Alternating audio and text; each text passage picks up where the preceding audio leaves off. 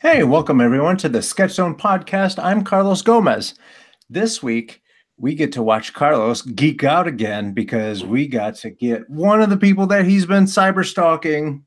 It happens. Problem with the stalking thing, man. Everyone, welcome Marco Ru. I was going to say Marco Rubio, but he's a politician. He's a politician. No, I am not.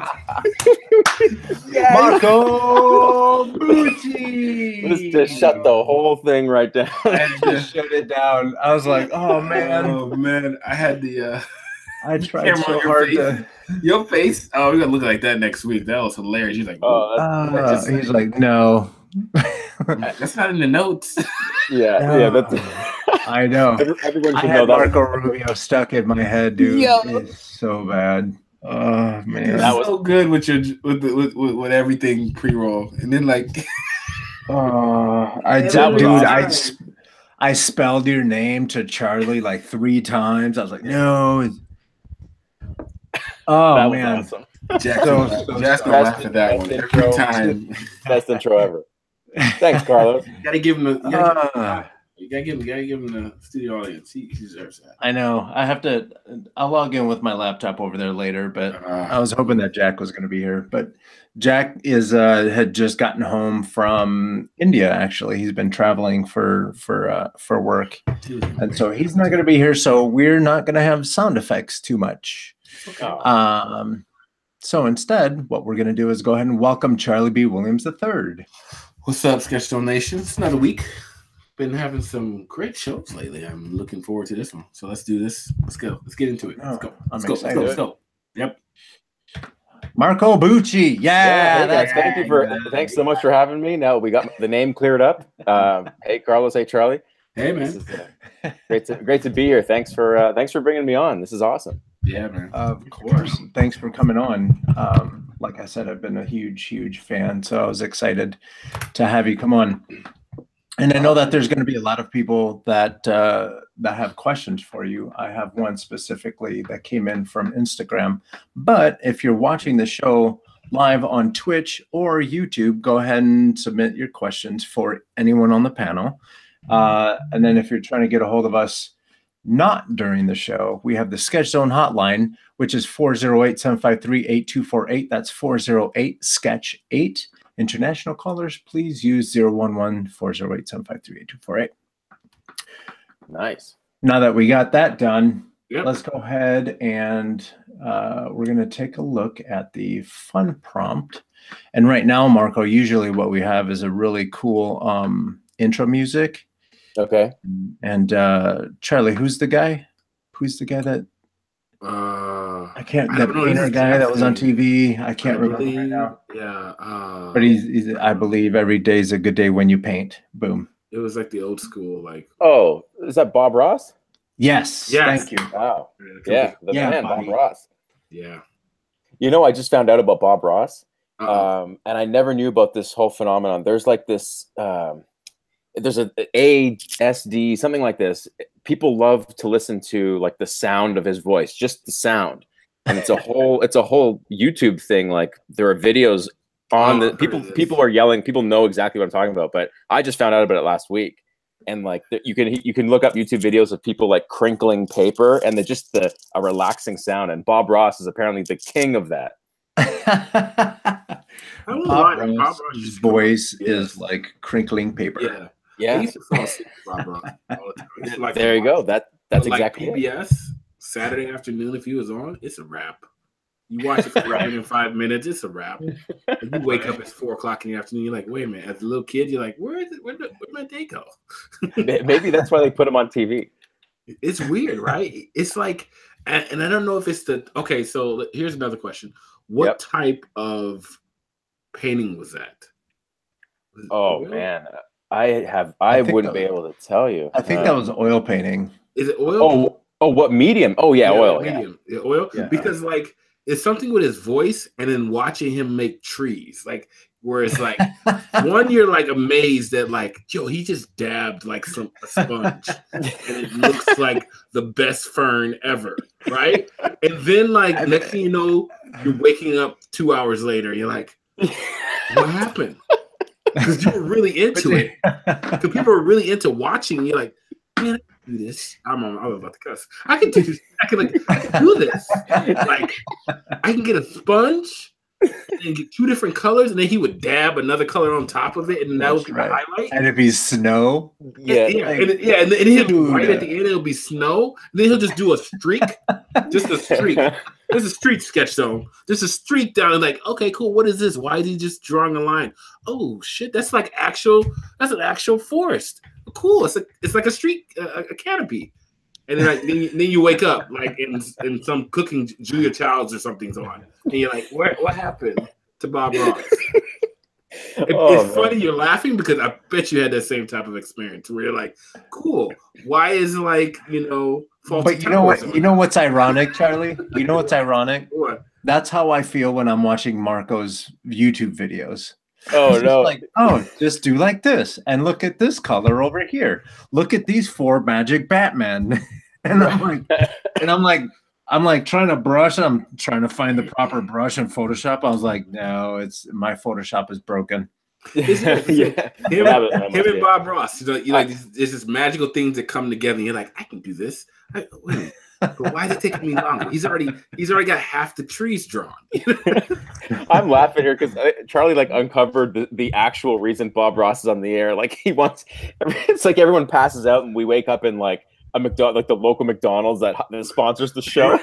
right. You're like, why am I watching some weird thing? And knowing good and well you've watched This Old House for a good hour and a half while you're sleeping, and it's feeding different types of power tools into your brain, even though you wanted to watch Bob Ross, but you fell asleep. And I always used to catch him at the end. It'd be the last 15 minutes, but it don't matter. Because I'd be asleep before it's over. I don't think I can ever remember. And then Bob Ross would sneak those in there. He'd be like, and under this tree, we're going to put this Big Mac. Don't you want a Big Mac? Big Mac makes you so happy. Yeah. Does anyone know what he was saying when we were sleeping? I don't know. He's saying the weirdest stuff like, hey, something weird. Yeah. Could you imagine if Bob Ross was the reason why kids are violent these days? And so we're just going to put a tree. We're going to put a happy tree here. You know why? Because this is your tree. No one kill your parents. Touch this tree. Just yells out, just yelling out, "Happy trees!" That's weird. See, we just take something here and we make it weird. We're just gonna put this happy tree here. We love Bob parents on this tree. You wouldn't know it now. We just made it weird. Did anyone think we were going to be divulging the secrets of the world on Sketch Zone today? No, it happens. I don't think so. Not the way we started it. We started a little weak. Yeah, but we got it right back together.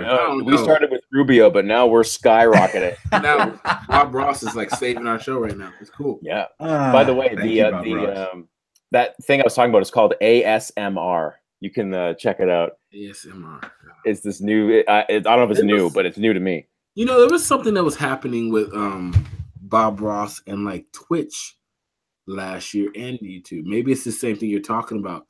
But all of a sudden, gentle whispering. I don't know if they stopped it, but people were putting old Bob Ross videos up and then streaming them on Twitch. Oh, really? Were this is amazing, and millennials were falling over themselves because they don't know who this dude was. It was weird. I don't know if there's any articles about it or something like that, but I remember it because just from working at where I work now, I'm the older guy at work. It's the weird to say. At 37, I'm the older guy. But they were we're talking about Twitch one day, and they're you seen the old Bob Ross things? People are posting them up, and basically they will bring up either YouTube or they'll bring up they'll have the video on their computer, and they're just showing Bob Ross, and they will get 1,000 people watching Bob Ross because some people decided to just put Twitch up and live stream Bob Ross videos. That's awesome. And they'd be the chat was amazing. It was how is he doing that with paint? How is he doing it with sponges and stuff? I was like, man, it's just the generation. So right? I did a search for ASMR, and fluffy, sleepy whispers showed up. There we go.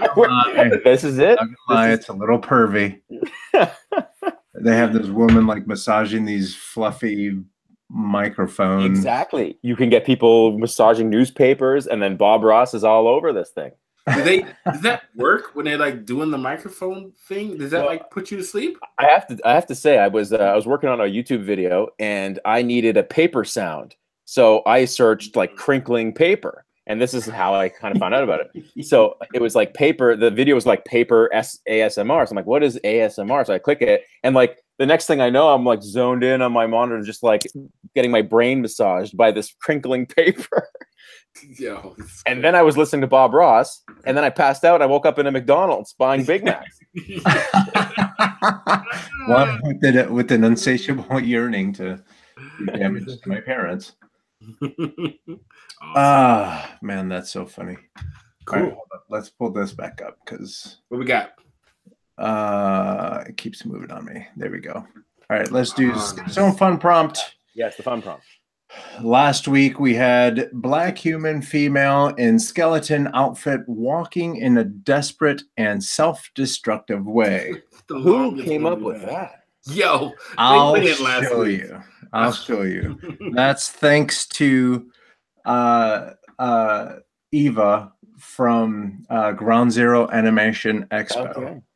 And we'll show you what she did. And it's funny because everyone that saw this fun prompt had that same reaction. They're like, what? They're like, thanks, guys. So let's take a look. We got oh, there we go. That's a fun prompt again. So you had to prove it. Yeah, oh, nice. I was like, I want you guys to see that it wasn't me. So we have Shiloh. Shiloh is a regular contributor / yet another person that I cyberstalk. Yeah, you're a star. Nice job, Shiloh. I love the skeleton mask. That's cool. Yeah. Yeah, this is a good one. I like that. We got Anders, Kevin Anders. Cool. Little puppy. Nice. So I'm trying to decipher the self-destructive part is the key. That's the hard part of this one for me. Yeah, I was trying to figure out. I guess she's destroying her home by being afraid of the little cute dog. I guess that's self-destructive. That works. Or she's trying to scare the dog. She might be egging the dog on and in a self-destructive way. Oh, right, that dog snaps. Oh, she's trying to scare the dog. It's a done deal. While she's doing that, she's breaking stuff. Yeah. Okay. Got it. We get it. We had to figure that one out for a second. This is Standpour Studios. Yeah. Well, that would definitely self-destruct me if I were doing that. So that works. Yeah. Yeah. The random part in all this is like the skeleton suit. The skeleton. Yes. I know. Random. As I started watching people's, as they started coming in this week, I was like, man, this is so weird. This one's hilarious. Bad Art Corner. Thank you. Yeah, she's walking into the lake with a plug toaster. That's hilarious. Yo, the best part about this one is the way he drew her eyes. Like, she's just like, I have to do this. Yeah. I know what to do. Must go.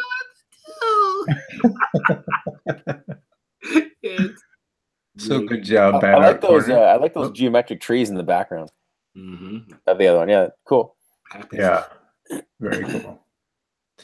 And this is funny because this is the young lady that actually picked this Critterosity or Eva. I like this one a lot. Yeah, I like that's a cool drawing. I like the way she drew. She has one of those good styles when she's drawing girls. She has a couple other images of like females that she's drawing and stuff that looks pretty good. I like them. Yeah. Yeah. No, it's got a nice like brushy kind of feel, like just the way the paint's on there. Yeah. I like it. It works a lot traditionally. You can, that makes sense. You can did she scan this one? And she did it like I believe so, yeah. So this is like marker or whatever? Okay. Yeah. That's cool because if you go through her feed, and she's always streaming on Instagram too, and it's always traditionally. Ah, cool. So her marker rendering on this is cool because the different shades of like she has a little bit of red and like different shades in the skin, which is really cool. So good job, Eva. Yeah, great job. We got this one's funny. Graham. Nice. Getting started early in the crib. Cool. Tightrope walking on the crib. And she's that much of a baller. She's closing her eyes. Yeah, look at that. Just letting it go. Those stuffed animals are like, what? Yeah. Yeah. That teddy bear's like, nope. Yeah, I'm staying down I here. can't watch. The giraffe wants in though. That was cool. Oh, that's some good stuff. Hey, that's me. Hey. Yeah. This is mine. She's nice. self-destructive because she's working on getting some diabetes. Aren't we all? She housed all that candy from all the kids. So if she doesn't have diabetes, something tells me that a kid is going to whoop her ass. Nice. He took all the candy. All right, let's see. Who else? We got Beckvar Doodles. Cool perspective in that one. I know. This one came through right after mine. Yep. And I was like, okay, you made me look like I just completely lazied out on this. Yeah. Well, this one goes above and beyond on the technical aspect for sure. Yeah. Really nice. Mm-hmm. So good job. Oh, another high angle perspective. Look at this. Uh-huh. Yeah, everybody's pushing the angles this week. I like the shape of the go ahead. I was just gonna say I like that the outfit doesn't necessarily have the skeleton on it, but she tied the skeleton to her outfit. Oh, okay. I didn't see that. My screen must be too small. Now I totally see it now. That's great. Yeah. What were you gonna say before you? I just like the shape of the dog on the ground. Yeah. Very economical. It communicates it with just that shape. I like that. Mm-hmm. And that's important. You don't always have to, and that's something that Steven Silver was talking about. You don't always have to over render things. That shape, like you said, that shape sells it. Yeah. I mean, almost never for me would be never, unless the client wants it, in which case I'm out of here. But right. The only thing you could do is make it to the point to where they don't like it. You render it and you spend all that time. And they're like, can you make it? Exactly. Yeah. And we that's definitely a good topic to get more into, but I don't want to shortcut the images here. No, all good. I think we're at the end. Yeah, we're at the end. Oh, we're at the end. All right. So good job, everyone. So now what we're going to do is let me show you how we do this. So it's up to you, Marco. Do you want to go easy on everyone, or do you want to go somewhat hard on everyone? Oh, this is too early in the morning for this question. It's morning for me. I don't know if everyone knows that. Oh, I woke up at 5:30 for this, guys. ooh, nice. Let's see. Okay, let's go. So okay, well, how does it work? I have to come up with a character, gender, outfit, and action. We can lock some of these. So like if gender isn't something that you just choose not to have, we can lock that down. But then we can open up an expression. Yeah, because what David did was opened up a lot of them. So then when we randomized it, it had that big long list of which was an interesting one. I think the nation did pretty good this week on it, though. I think so too. Everybody's worried about it and they did all right. Okay. So is it the ones that we want to lock? No, actually, you know what? Let's just leave it the way it's at now. Okay. This is good. So got a character, an outfit, an action. Character, outfit, action, and one expression. All right, let's see what's good. Let's do that. All right, now we have a white human. Okay. Really? That is wearing a paramedic's outfit. Okay. As he or she is roaming. I like roaming. I like the roaming.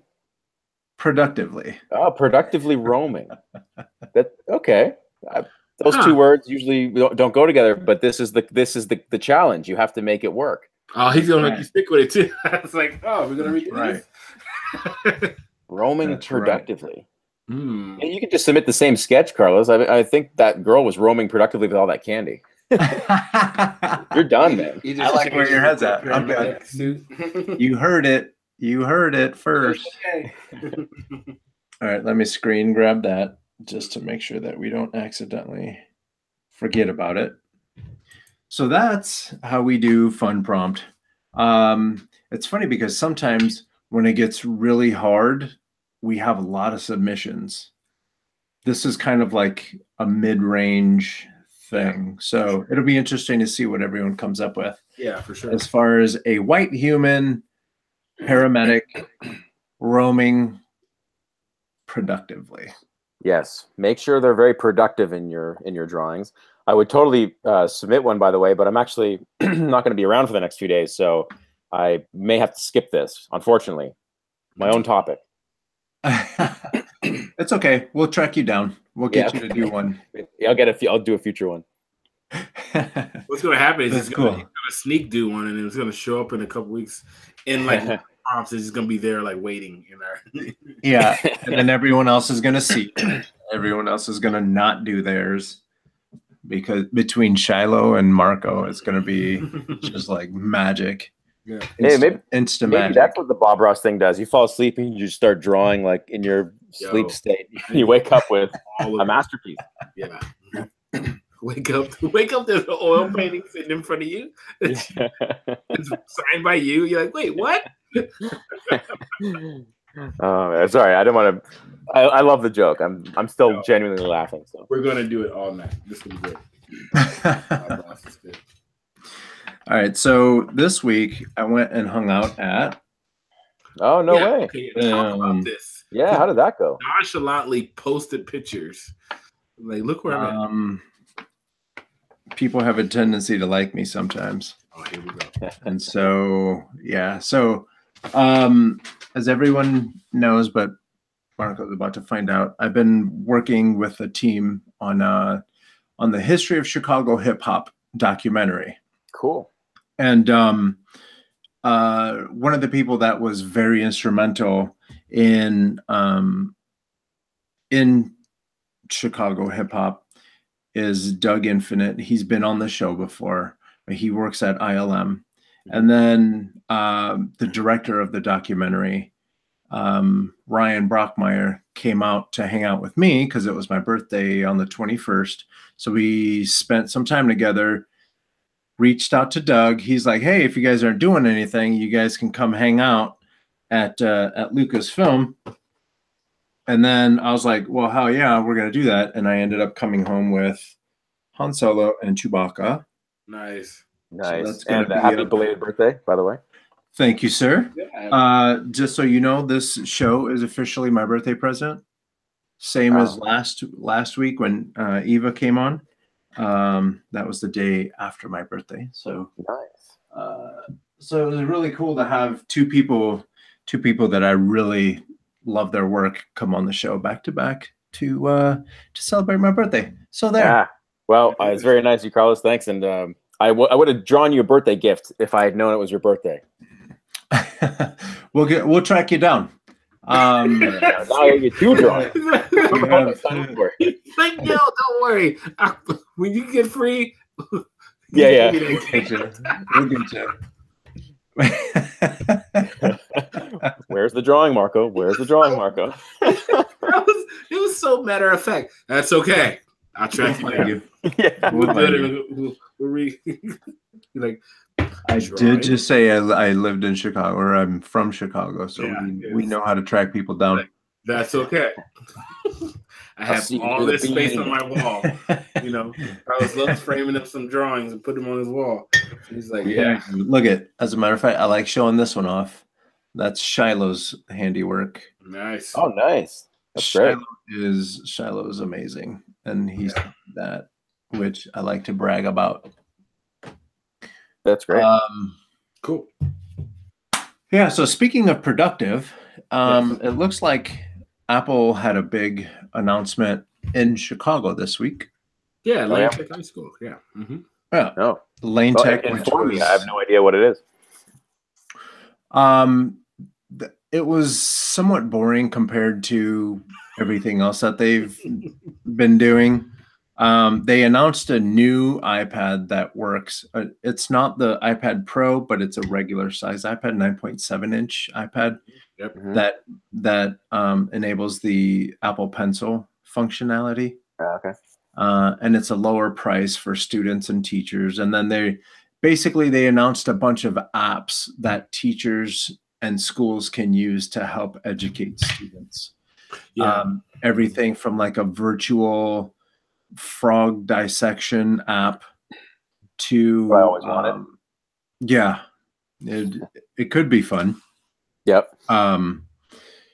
What else? They had like teacher management tools, so you can actually use some of the apps like Pages and whatever other apps they have for teachers to create reading materials for the kids, and then they're able to take that, and as the kids are reading, the teachers will be able to see the progress that the student is making in all the homework and all the handouts and the books that the teachers may assign. But then they also have, and this is something that I believe all of us can use. Let's say, Marco, you want to put your book together in a digital way, and then be able to sell it on the iBooks store or whatever. Pages now lets you do all that stuff. Oh, no way. That's cool. Yeah. And I think I'm not 100% sure on this because I just haven't researched it all that much, but I think they have it to where it's not just in the iBook store that you'll be able to sell it. You can create it in Pages and then actually sell it, say, for Google on the Google store too. Oh, wow. Oh, nice. Yeah. Oh, that's gonna. I mean, if that'll probably catch on with artists, I imagine. If the technology is right, if they did it right, that will be like I could see everyone just doing something like that. Yeah, which is very cool. And you know what's cool? I also really like the fact that they made some educational advances. You know, Apple really owes the human race for hypnotizing all of us with our smartphones. We're all staring down now. So they owe the educational system a big one. Yeah, it was cool that they were at Lane Tech in Chicago because they could have been at so many places else, and it was nice to highlight one of Chicago high schools that like don't normally get highlights like that. And like Chicago's usually in the news for shootings and goofiness. But it's kind of cool like to see that. Go ahead. Sorry. No, that's it. It's just kind of cool to see that Apple made that. I wonder how they picked them. Yeah. Was it like a convention they had there, or what was it? No, I think they just chose Lane Tech High School to have the actual announcements for those things there. Oh. Based on the iPad being more, I guess you're going to see an influx of iPads at all the different elementary schools. That's what I'm thinking now. That like the price point, and I can't remember if there was a price point for school systems or something like that, because there has to be something where they'll be able to buy them in bulk or something like that. Yeah, right? They do have school pricing. Teachers get a discount. Students get a discount. They also had. Like students get a deal on the Apple Pencil, but then they also announced something with I'll think of it later. They make Bluetooth keyboards and stuff like Logitech. Logitech has a like a $50 pencil that it doesn't have the pressure sensitivity, but you know, if you're a teacher, you're grading quote unquote papers on your iPad, you'll be able to use this. You know, pressure sensitivity doesn't necessarily have to do anything with, you know, you're circling, oh, this is the subject, this is the predicate. The red X's. Right. And that's another thing that you can do. Pages lets you add annotations to documents. So you'll be able to, as a teacher, you'll be able to read the paper and like select a word and make an annotation to that, and it'll show up and everything. Blah, blah, blah. Nice, awesome. So, that sounds great. Yeah, I have to voice it. I'm in the minority here. I'll voice an unpopular opinion. Ready for this one? I can't believe I'm saying this, but I don't like the Apple Pencil. I can't believe I'm saying this. Wow. I know it's sacrilege. I bought one like everyone else. I ran to that Apple store. I bought the iPad Pro, which I love. I do love the iPad Pro. I use it as my laptop. iPad Pro, and I bought the Apple Pencil, thinking like, oh, I can take this anywhere. This is going to be my new sketchbook, and I just could not do it, man. I could not get into it. I don't know why. Like, I use my Wacom tablet every day for my work, and I love it. I love digital. I love digital painting. Did you try it with some of the other Sketchbook Pros and some of the other different what did I know that? I had Procreate, and I still have Procreate. It's sitting on my iPad. Have not opened it in literally 2 years. I got to get back into it and try again, because just something. Maybe my iPad Pencil didn't work or something, but I just, for some reason, it didn't work for me. And I know I'm like the only guy out there saying this. And I'm not suggesting that it's a bad product. I think it's an awesome product. Like, I've seen people like just produce like stunning pieces of work, but something about it for me, something about it. But then again, here's another thing. This is kind of funny. Like, I love if you can see this, that's my tablet. It's the tiny one. So nice. Okay. The discontinued. Oh, I have that one. I have that one. The tiny one. Yeah. But if you just pan my thing up, that is the most recent HD Cintiq that I don't even use. I use it as a monitor. Oh, shame on you. I have like this aversion to these awesome Cintiqs and tablets that are coming out. I just like my 15-year-old Intuos 3. I don't know what it is. I love my Intuos 3 too. Like, I use that one at work, and like I let a coworker use it just today. I'm like, yo, why are you painting that by hand with a mouse? Here, take this. He's like, no, it's probably better this way. I'm like, I'm just not even gonna like acknowledge what you just said there and just chalk it up to an experience. So here, go ahead and take this, and then you'll tell me how right I was like tomorrow or something. Yeah. It was crazy. No, I like it. There's something about it. I remember buying it, and I remember buying it. It is super expensive until when I first bought it. Oh, when they first came out, yeah. Yeah, and I was like, and I didn't get it for a couple of years either. So like when I finally had a little extra bit of money, yeah, I spent a lot of money on this. I think I spent like $300 or $400 or something like that on it, and then like I think the price dropped or something. But I was like, but I love that thing. I did the same thing, Charlie. The Intuos 2 9x12 was my first tablet ever back in 2002, maybe 2003. Oh yeah, 2002 probably. And I ran home with that thing, and it was great. And then from there, I upgraded, maybe downgraded. I got the widescreen, the tiny little widescreen model, because I then was getting first time getting 2 monitors back then. So you got the widescreen tablet, so you can kind of have a one-to-one relationship. Right. Yeah, and then just with this Cintiq here that I just showed you, I had after finishing a job for doing some stuff that had a nice paycheck attached to it, I'm like, I'm just going to blow this on a Cintiq because I've never had the newest thing. Yeah. So I went and got one, and I used it for, I don't know, 4 or 5 months maybe, and I kept like lying to myself, being like, yeah, I love it. It's so worth the $4,000 I spent on it. And one day I just decided to plug in my old tablet just to see, and I'm like, I like the old tablet. There's just something more like the way it interacts with your muscle. For me, like not for people, just for me, the way it interacts with my hand just works better. Maybe it's that like you don't like drawing on glass. Yeah, I think, you know what? I think it's that because before any digital stuff, I trained as an oil painter, watercolor painter, and I still paint with those mediums. And obviously those are interactive, like they're real paints, traditional. And there's something about the glass, you're right, it just throws me off. Yeah. Like you still use the same plastic nib? Yeah, I use the default nib, yeah.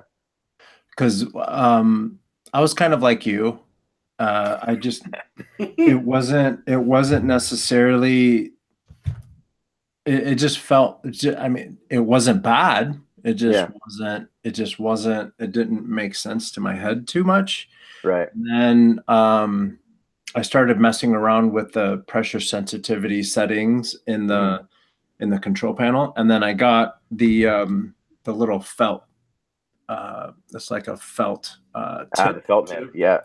And now I'm just like, oh, okay. And now I look at my Apple Pencil and I'm like, Yeah.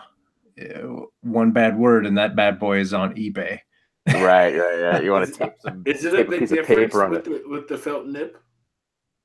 It does a little bit. It does a little bit. It gives it some texture. Yeah, you're right, Carlos. Yeah. I tried the felt nib as well, and I liked it. The only problem with is I ground through it. I turned that thing into a fine sand in like a week. I just pressed real hard, I guess, and so I went back to the default nibs. But I did like the feel of the felt nib more. Yeah. And then on the iPad with the Apple Pencil, I was talking to one of our regular listeners, and he was on the show too. I was talking to Dave Atsey, Okay. and I didn't like the feel of the Apple Pencil on the iPad Pro, but then I got this film with a little bit of tooth to it, and that was a game changer. What was that? What's that? Yeah, what is that? Is that I can send you a link. It's like a sheet of paper you put on the screen? Yeah, it's like I don't know if you're going to be able to see, but there's a film that you put. It's a screen protector, but it's not like just a flat plastic. It actually has just a little bit of tooth to it. Oh, cool. Okay. Oh, cool. Yeah. So then I think I could get down with that. Yeah, I'll find the link on Amazon and I'll send it to you. Yeah. Hey, maybe that'll revive my Apple penciling. Yeah, you never know. Cool.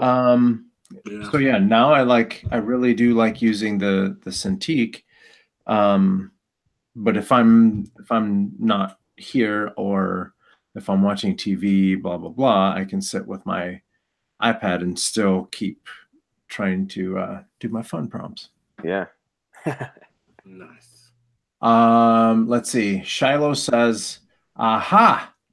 Cintiq as an extra screen. Is that the secret?" Well, maybe it is, man. I don't know. I never thought of that. I shipped this thing all the way from Canada to Germany, thinking, that's when I first bought it. And so getting it over here was a nightmare. And then I don't even really use it. I'll probably just try and sell it here. And Jason Fleck is being a perv. You guys love those nips. No, not nips. Nibs. NIBS. B as in ball. B as in Bob Ross. What, did I just say that? Yes, you did. And it was spectacular. Bob Ross is back. What else? So that was the Apple thing. We talked about Lucasfilm.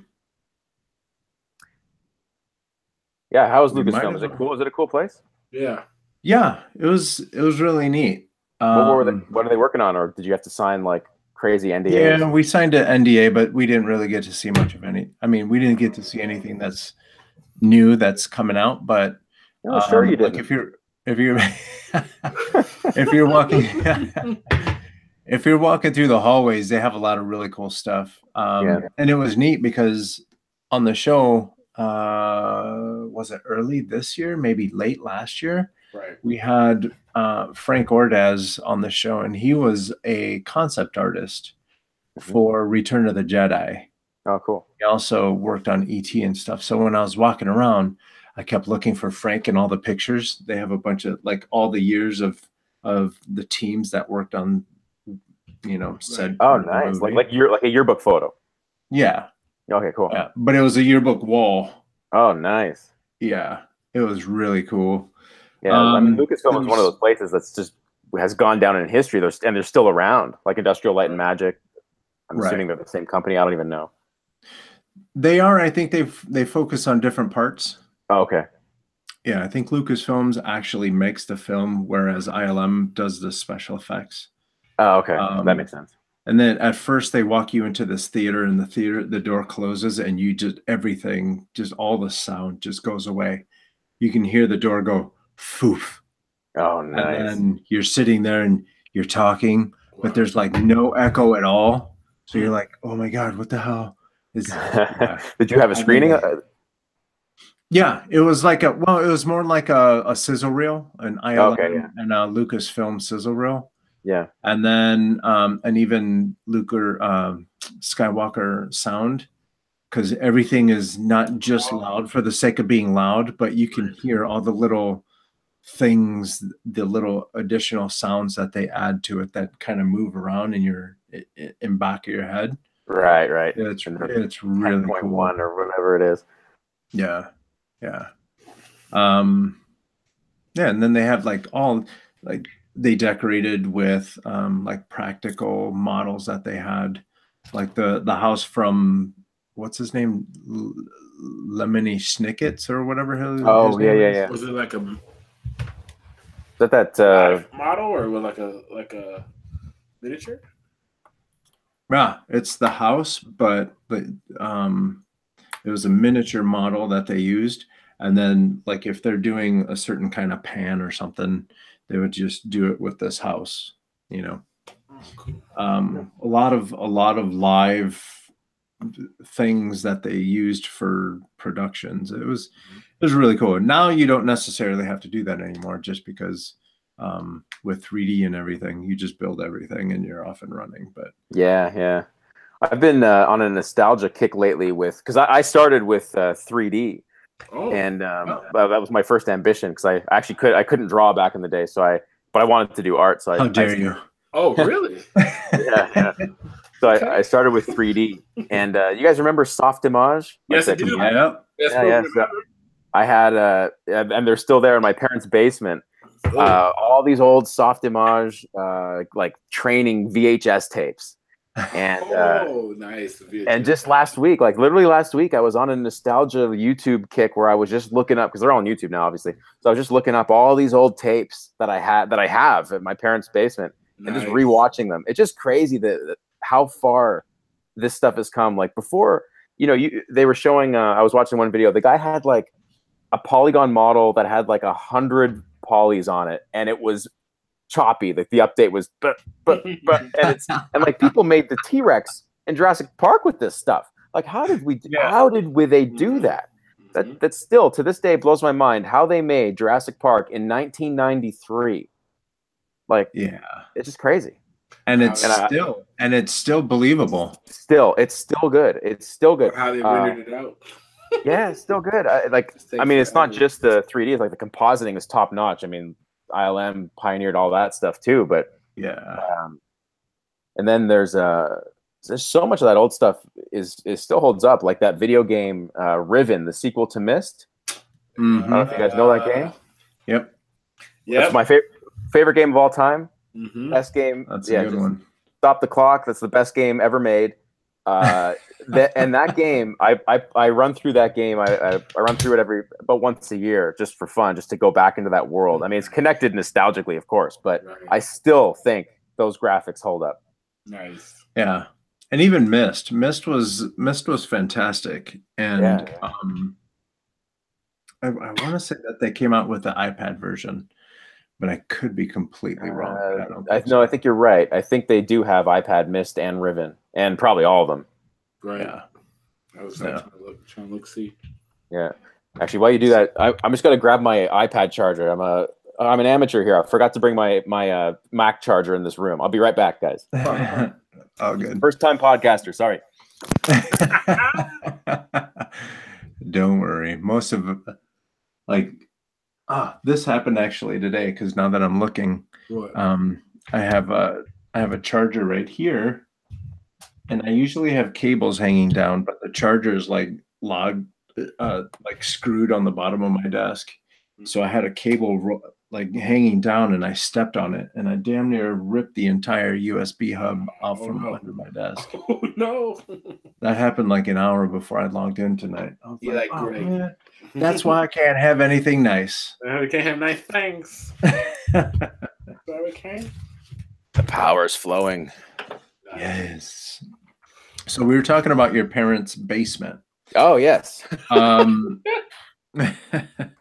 It's a pretty good basement. I was wondering, was it awkward to find out that your parents digitized all your videos and put them on their own YouTube channel for you to watch? Wait, what? Let me Google this. They're like, he's going to be in Germany, so we might as well just make him feel at home by digitizing all his stuff. You know what's funny? My parents have in like hanging on their walls, the worst artwork you've ever seen, done by yours truly, way back in the day. It's like they love that drawing. They're not taking it down. Oh, they're not taking it down. Yeah, I go home and I throw up every time. I'm like, you guys really gotta, I really gotta replace that with something better. You say no. But of course, I have not done that. Can we go ahead and update that art? They're like, no. Yeah, were they? Like, yeah, we like it. Yeah, it's good. We're so proud of you. Were they super supportive when you decided to be an artist? Yeah. I have to give my parents a ton of credit. They never. I don't remember ever being questioned once on the common question like, "Is there work for artists? What kind of job are you going to get?" Mm-hmm. I don't remember anything like that. And my parents are very practical people. Like I live in a family of engineers. All the men in my family are engineers. My mom's a PhD. She's a teacher, and that's probably where some of my teaching comes from. Is my mom, but both of them were.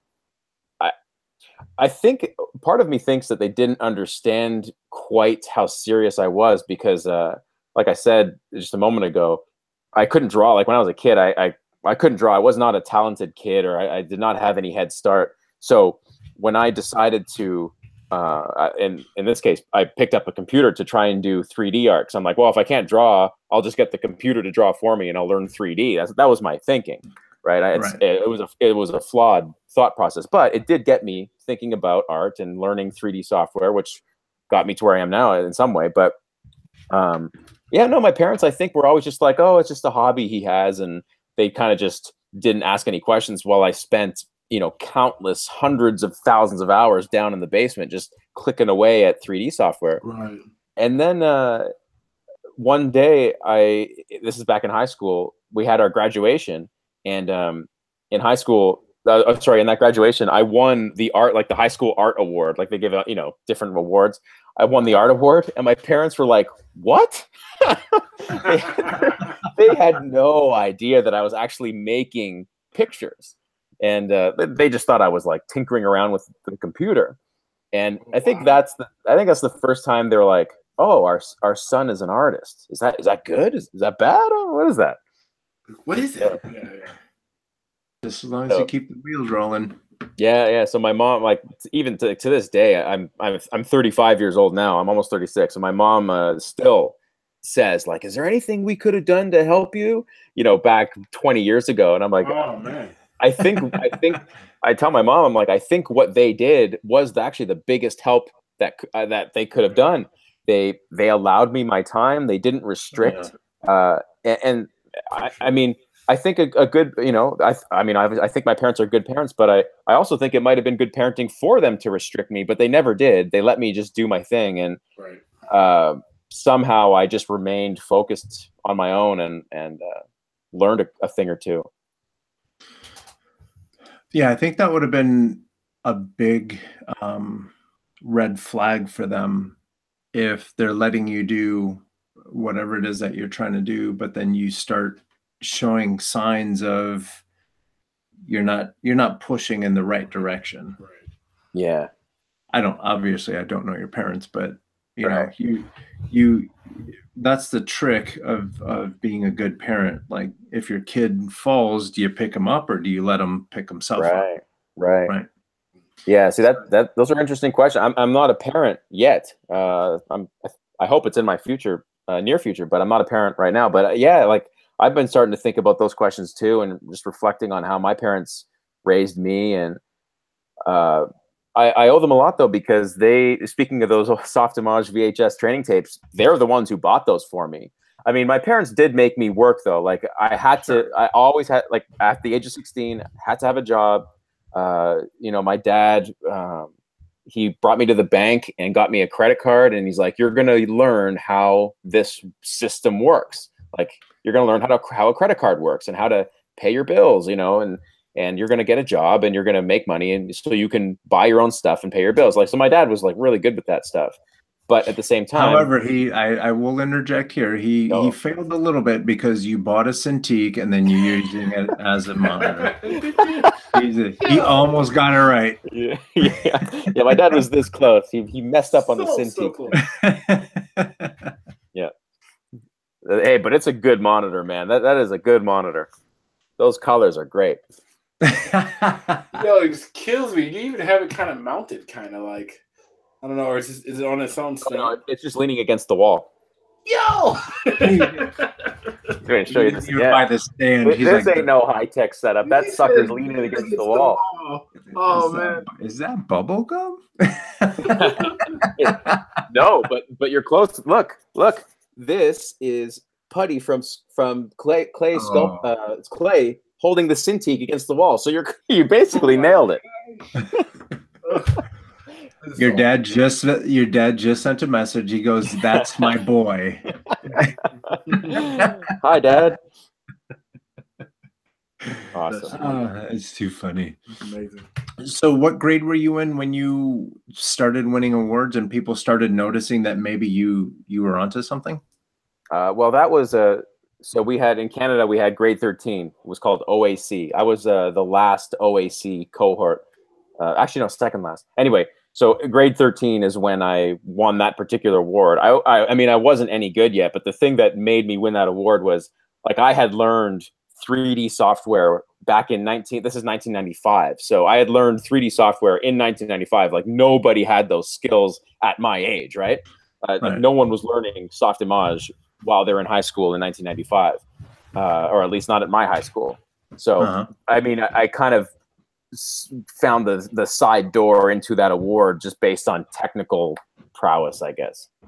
You know, everyone else was drawing pictures of flowers. I was rendering like, you know, chrome spheres and stuff. So I won on a technicality, basically. Yeah. My art was no good then, but it was a start. So how did you get into the more traditional stuff? So the reason I started 3D was because like I said, I couldn't draw, and I delusionally thought, and I think this is a common thought that a lot of people have, that you're either born with drawing or you're not. I think a lot of people think that, and I was not. So I believed that I would never draw. Like that was just a thing I was not gifted with. So but as I began doing 3D stuff, I obviously was on the internet and looking at just artists' work. And I remember finding out about this thing called life drawing. You know, obviously you guys know what it is, but at the time, you know, 16-year-old me was like, life drawing? Oh, it's like, that's where the artists draw the nude figure. But then I started reading about it and I started seeing like artists' life drawings and people being like, you can learn this. This is how you learn to draw better, is with life drawing. So I'm like, oh, and that always stuck in my head.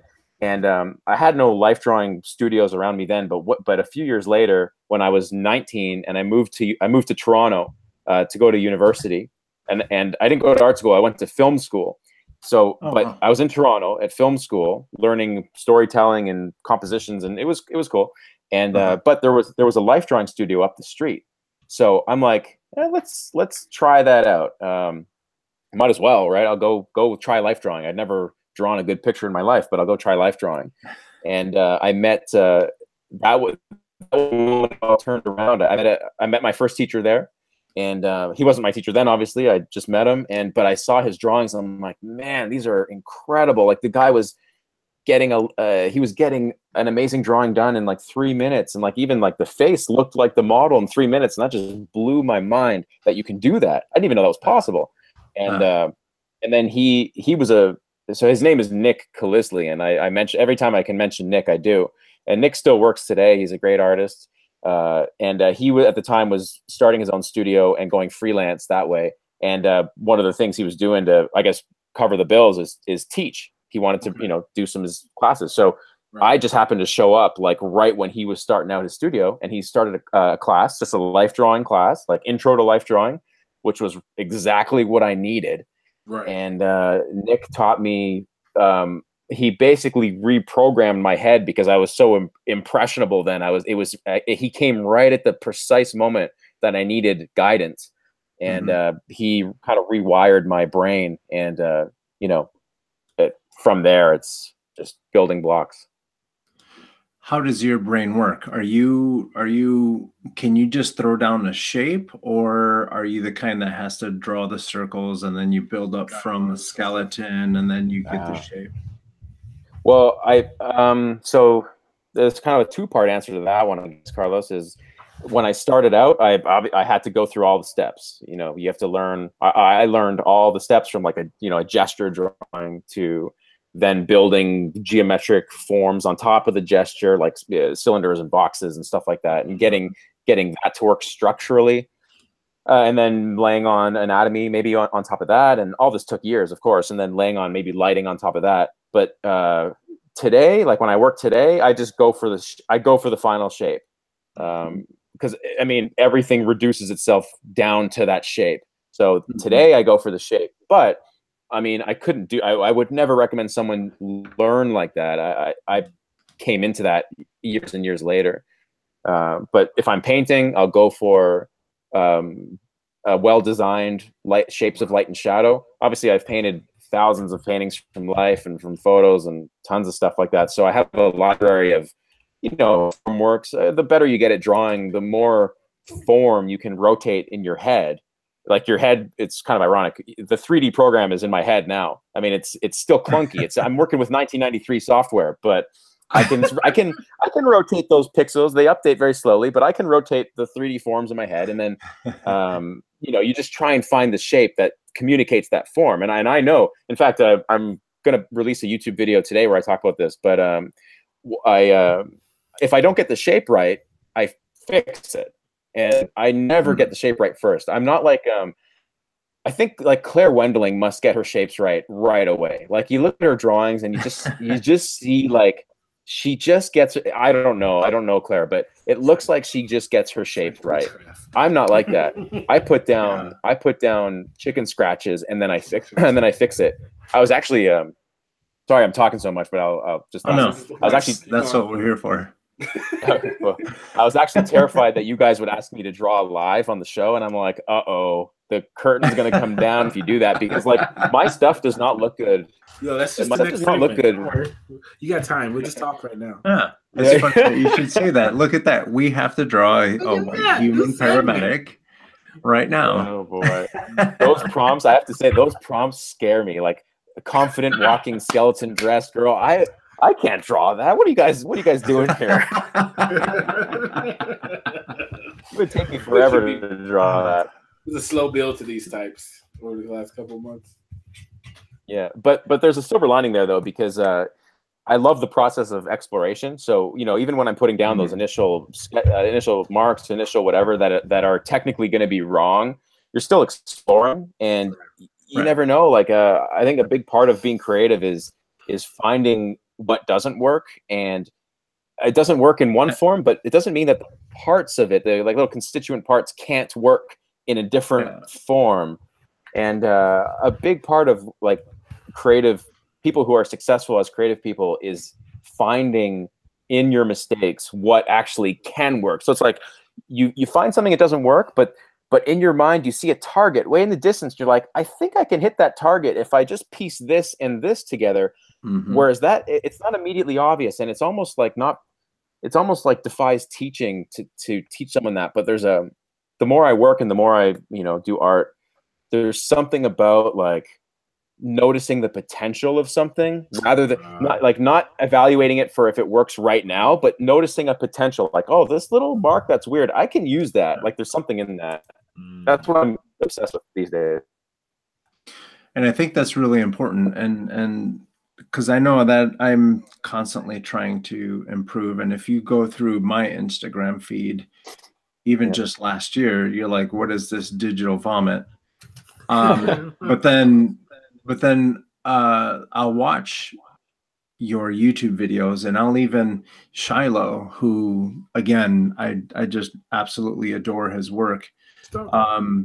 He'll have like some videos that he'll post on his Instagram, and it's really cool to see him searching for the shape you're looking for. And even though it's just because you put pencil down doesn't mean that has to be the final line. Absolutely. I think that's where some of us get tripped up, where especially these speed drawings, we're like, oh man, they're really hauling ass now. Like I should be drawing that fast. Yeah, I have the same sentiment on that one, Carlos. I'm not Man, I sound like such an old man, but I'm not a fan of these speed painting kids. Like, Nice. I just don't think. I mean, hey, I've done tons of that stuff too, and I think it's good. It's a great warm up. But when it comes to design and like finding a good design, you're probably just not going to do it in 20 minutes. It's just probably not going to happen.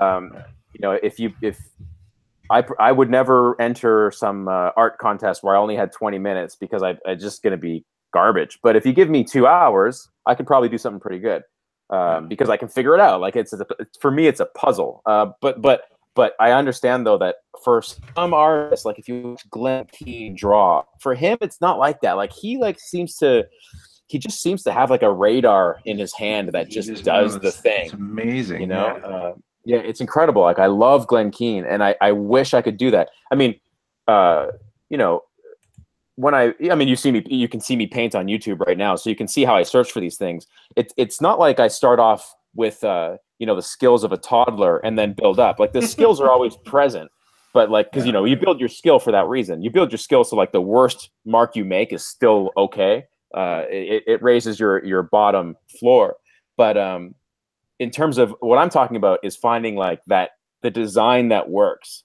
And that is what can separate the amateur from the professional. Like, you know, so many people out there now are good at art, and people are getting good fast because the internet and all these digital tools are increasing the rate that people can, you know, improve. But where I think the rate has not increased is the people who really can jump the gulf between like good and like, oh wow, that's a pro. That there's a gap there, and to get past that gap, it just I mean, I'm still feel like I'm jumping over it, but it takes like that constant, like that's iteration, like I keep saying, that iteration of making a shape better, making a design better, and finding out what those little things are that make a shape and design better. And that's where I think speed painting reaches its glass ceiling, is that it doesn't encourage that kind of work. It's like you get an image out that's kind of okay, or you know, kind of cool in 20 minutes, and you call it a day. But there's a whole world beyond that, and you know, that's, if I could explain my old man rants, that would be it. So you were going to film school. Yeah. Did you ever get into creating films at all? Did you graduate film school? Yeah, I did. It was a 4-year program at a Canadian university called Ryerson University. It's still around, and yeah, their film program was fairly well known. And like I said, I had done a lot of 3D work, so I had a lot of 3D like cinematography stuff, and coupled with I at the time was really into visual effects and stuff like that, so I could write about that stuff, and my portfolio passed the test, I guess, and I got in, and yeah, I graduated, and I even made, so I discovered, like I said, I discovered life drawing in my first year university there. 2001 was my first time ever going life drawing, and I graduated in 2005, and I actually made a short animated film in 2005. So I did graduate with a film. Nice. Yeah. What did you use to make the film? Pencil and paper, man. Nice. Yeah, I was my first ambition, like Glen Keane, right? I wanted to be an animator. I wanted to be like a Disney hand-drawn animator. 2005, hand-drawing animation was still kind of being done, but not much. It was on its way down. But I learned. I was never a good animator, but I knew technically how to go about doing it. So I produced a whole film on pencil and paper. The backgrounds were digital. Nice. And actually, that's the film where I discovered that I enjoyed painting, was on that film. Oh, cool. So yeah. And as you progressed in finishing up your schooling, did you ever did the 3D part of that just fall by the wayside then? Yeah, it did. As the I 2D part just kind of take over. It's just exactly the thing, and then it's like all you want to do was that. You know, exactly. As taking that first life drawing class. Exactly, Charlie. That's it. It was actually a pretty fast progression where I was all about 3D one day, and then the next day I was all about drawing and painting. In reality, it might have taken about half a year, but it was amazing. Like like you said, one went up and the other went down. And was it? Oh, go ahead, Carlos.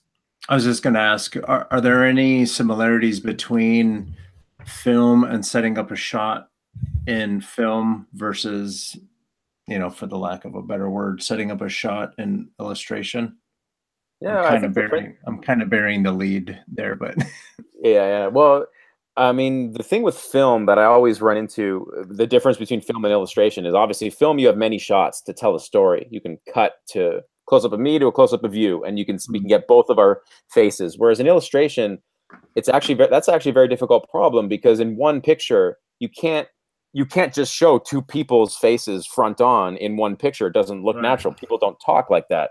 So you have to find ways of staging your picture in ways that are not filmic. You have to do it, you know, with other kinds of composition. Now you can do some film shots, like if you're composing a grand landscape, you can make it look filmic. But if you're painting two people talking, chances are you got to be a little creative with that and how you show that in one picture. Just put a mirror on the wall so you can get the other guy's face in the mirror. There you go. There you go. I actually did that I did that on a recent job. I have to say, it's a cliche, but I did it. It works. So what was so you finished your degree, and you had a film-based degree. Yeah. What was the process afterwards? Because you found this like new love in the middle of you doing something totally different. Yeah. Right? So this. What's the transition like there? So the transition from there was I graduated with a film, and I was still studying with Nick Kalizian, my first arts teacher. He still had a studio going, and at the time, like I said, he was going freelance, and he really wanted to make his own film at that time, like have his studio produce a film. So I offered, or I can't remember if I offered or he asked me, but just to like intern, like be an intern. He couldn't pay me at the time, but I was more than happy to just be an intern for him and mentor under him. Like he, you know, the benefit for me, the payment for me was I could talk to this master artist every day, right? So I continued my mentorship, I guess, with him as an intern, and I was doing like, you know, he had me painting some of, like, he would draw up a background and I would paint it, and we would talk about composition and stuff like that and characters. And I guess the combination of that and my film was how I got my first professional job. There was a studio called C.O.R.E Digital Pictures at the time. They're defunct now, but at the time they were crewing up for a TV show, and they put out a job fair. So I had my little cobbled together portfolio with my film backgrounds and some of the stuff I did for Nick in his studio. I brought it into that job fair, and yeah, I got hired as a background painter.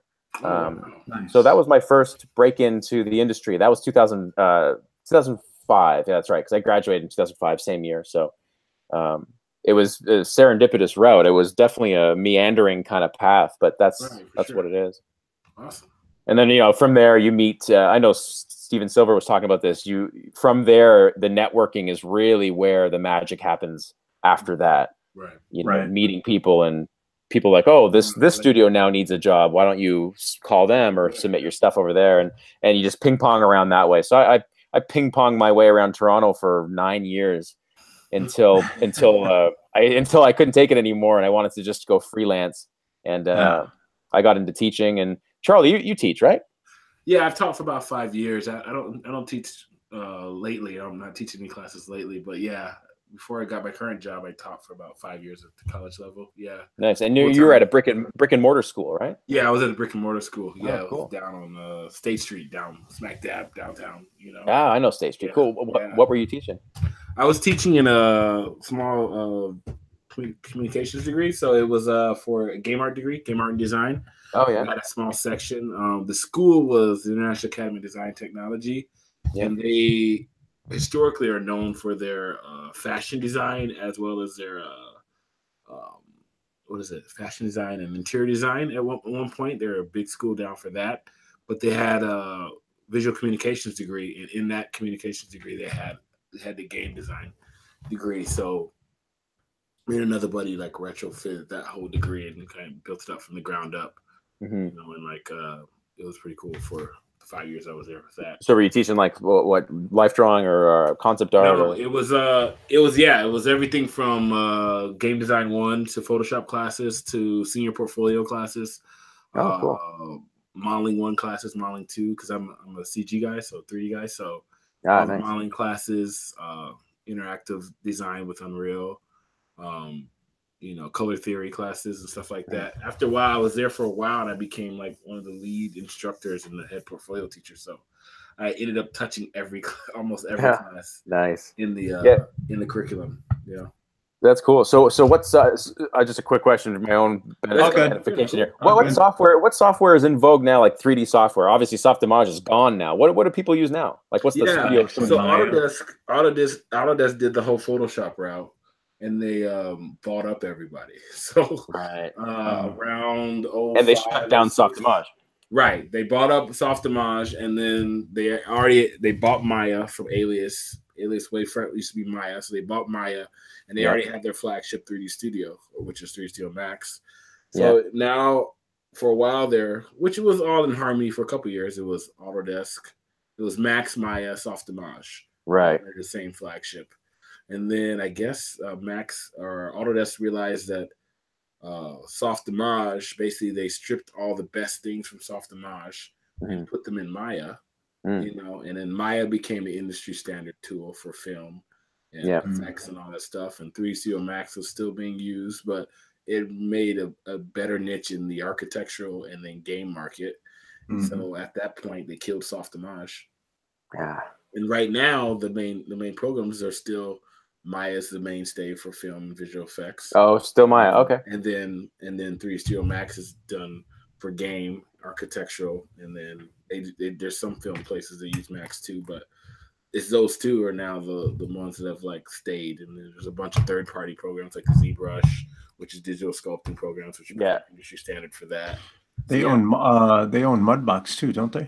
Oh yeah, and they bought Mudbox from the guys who made Sky Matter, which is Mudbox, which is the guys from Weta. So they wanted something other than ZBrush. So they made Mudbox, which is a digital sculpting program, and then Autodesk bought them. And they kind of made Mudbox dormant for years, and that just came back out. They have a 2018 version, and it's starting to come back out now. So maybe they'll have another try at it. But ZBrush just came out with their new version this week. Nice. Version 2018, which is amazing. There's no more need for like subdivisions. You can just keep pulling stuff from the mesh infinitely.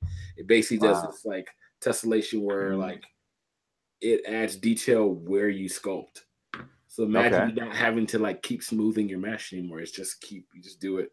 It was cool. They bought a program. They bought a program a while back called Sculptures from a young programmer that made this whole sculpting program in like his bedroom basically, and then bought that's out. Cool. And then, like, that is cool. Yeah, it's cool. He was like 20. He's like 21, 22. Really? Well, he was like 23, 24. Came out of nowhere, and everybody's like, "You see this program? It's like subdividing while you're sculpting just in that space, so you can have like, the left side of your object could be pretty low poly, but the top of it could be pretty high poly because that's where you were doing all your sculpting." Right. That's cool stuff. Yeah, it's cool stuff, man. And the new version this year, which they just showed this week, they finally like integrated that into ZBrush, and it's gonna like change the industry. So it's cool. Check this out. They have a 30-day free trial for Mudbox, and then if you want to buy it, it's a subscription based, $10 a month. Oh yeah, I didn't know that. Really? Oh man, I didn't know it was that. Yeah, like, that's worth a shot. Like Autodesk would kill programs because they wouldn't see the need. So I was always fearful because when I first got in the industry, I worked at EA and I got into the beta testing for Mudbox, and they had this secret forum with like dudes from ILM. And since the guys at Weta made Mudbox originally because they loved it so much and they wanted something that felt more like Maya, they had all these really cool artists like across the world on this forum testing this new system out, because back then ZBrush wasn't really what it was yet, and Mudbox was amazing. So now to see it, I was always scared that all of this was going to finally kill it like they did Softimage. They never did. And it's interesting they're bringing it back out. So I don't know if they just went dormant for a couple of years, because it was always there and they would come out, but you know how they would come out and they wouldn't give you any new features. It'd be like some of those features before Adobe CC, where it would just be like kind of the same. Nothing really new came out that year, but they'd give you some BS like, look what we can do now with the content aware. It's great, Right. it was the same thing with Mudbox, and so they seem to be putting a push behind it now again, which is interesting. So yeah, cool. Like the new main programs, yeah. I love talking shop with about software and stuff like that. I don't know, because I don't still really kind of interest you a little bit then, like, you know.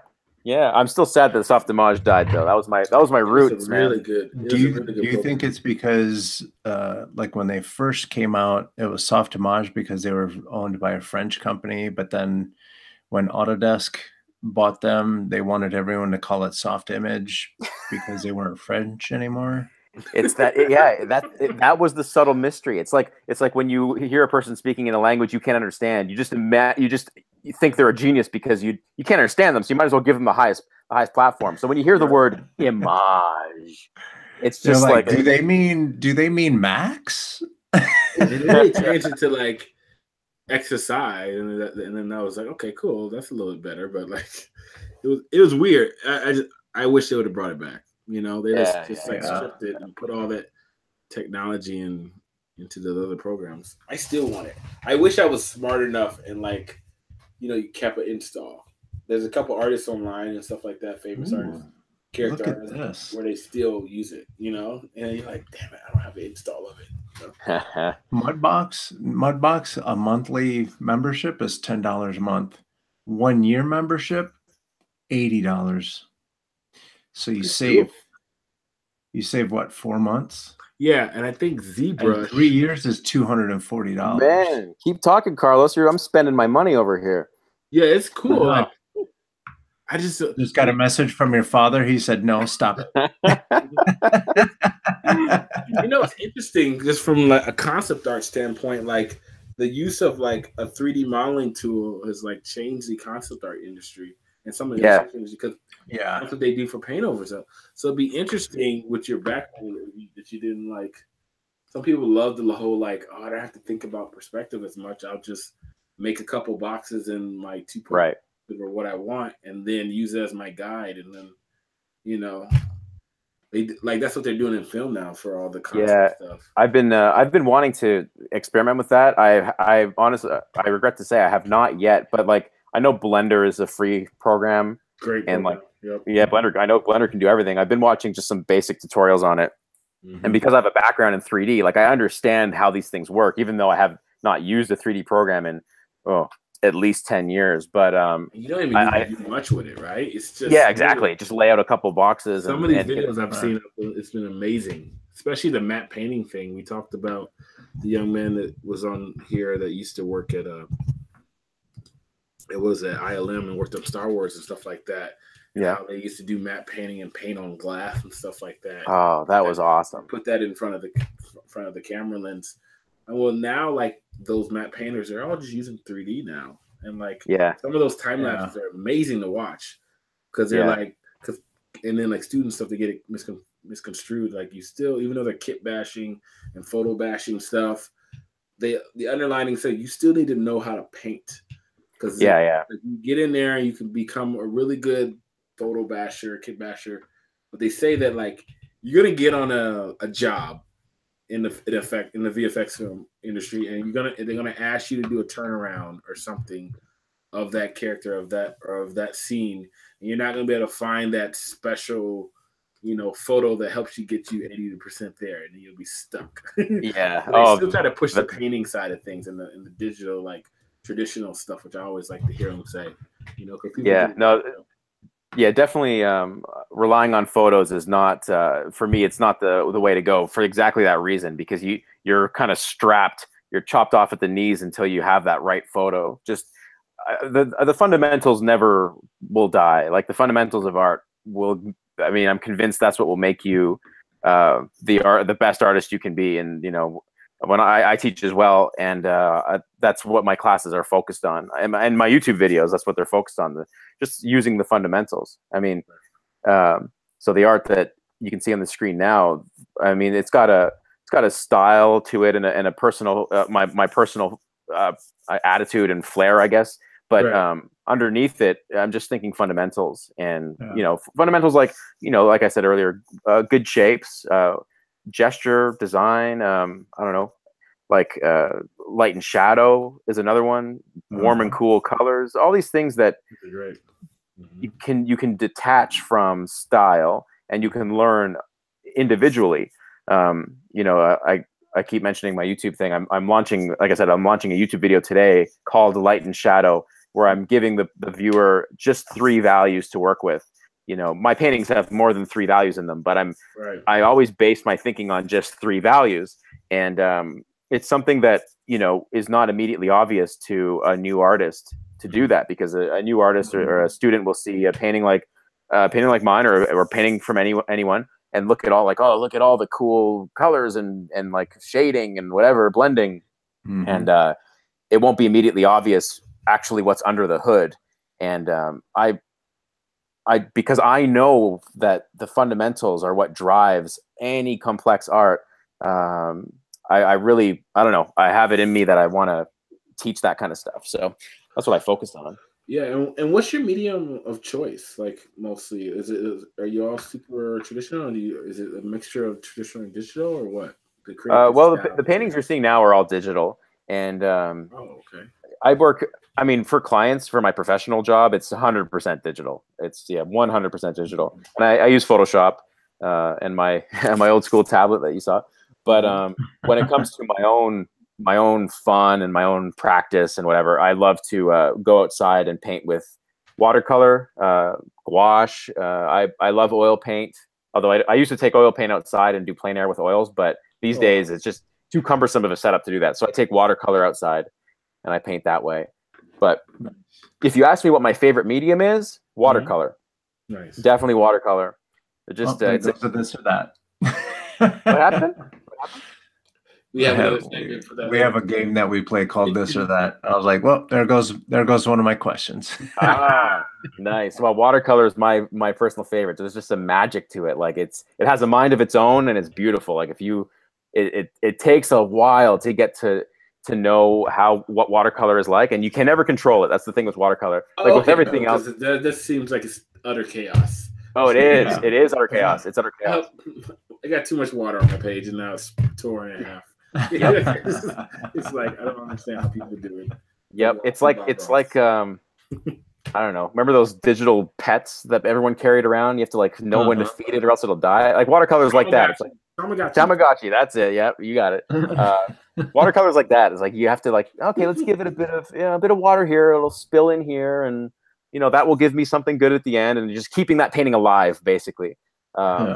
I spent a whole summer just like dogmatically only doing watercolor. I vowed to myself that I would only do watercolor this one summer, and it was a trying summer. It was not good, but at the end of that summer, I came out knowing like what watercolor was like, and from there I could actually paint with it. But that was a hard click, right? That would just click, like something in the technique of watercolors would just click one day after doing it so much where you're like, oh, I get it now. Yeah, that's exactly it. Yeah, you get it. Yeah. I mean, it comes in stages, but there's a lot of those aha, eureka moments where you're like, oh, this is how the pigments work when I have this much water, and this is the effects I can get. So if you look at if you stop there on that painting, if you look at the background, you see like all those little color temperature mixes that I do in my painting a lot. Those are all from watercolor. Because watercolor gives you that for free, like in the background, that glass window there with the warms and the cools kind of mixing in. With digital paint, you have to really work hard to do that. You have to like, there's no brush that'll, well, maybe there is, but I don't have it.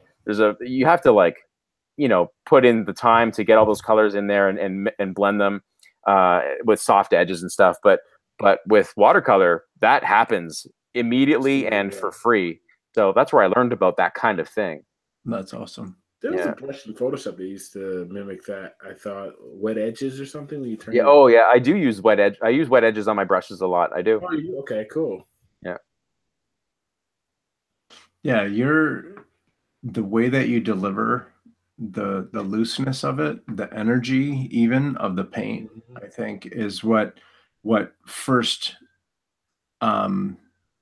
brought my eye to you and made me want to follow up with you and your work and everything, because again, you can render the hell out of something and it still doesn't have the personality that this does. Yeah. Oh, thanks. This is one of my favorite pieces that you've done. Oh, awesome. Yeah, and it just has everything. Like you said, there's the cools, the warms, the brush strokes are still there. Yeah, there's something about so well done. Oh, and thanks, it has Carlos. a Big Mac. That's oh my Yo. Back to Bob Ross. Oh, we just had Bob Ross Inception. I'm brainwashed. I didn't even realize it. Yo, you doing Big Mac here? Oh man. Yeah. Well, that was after watching Bob Ross on a weekend that I can't remember. A Bob Ross binge fest.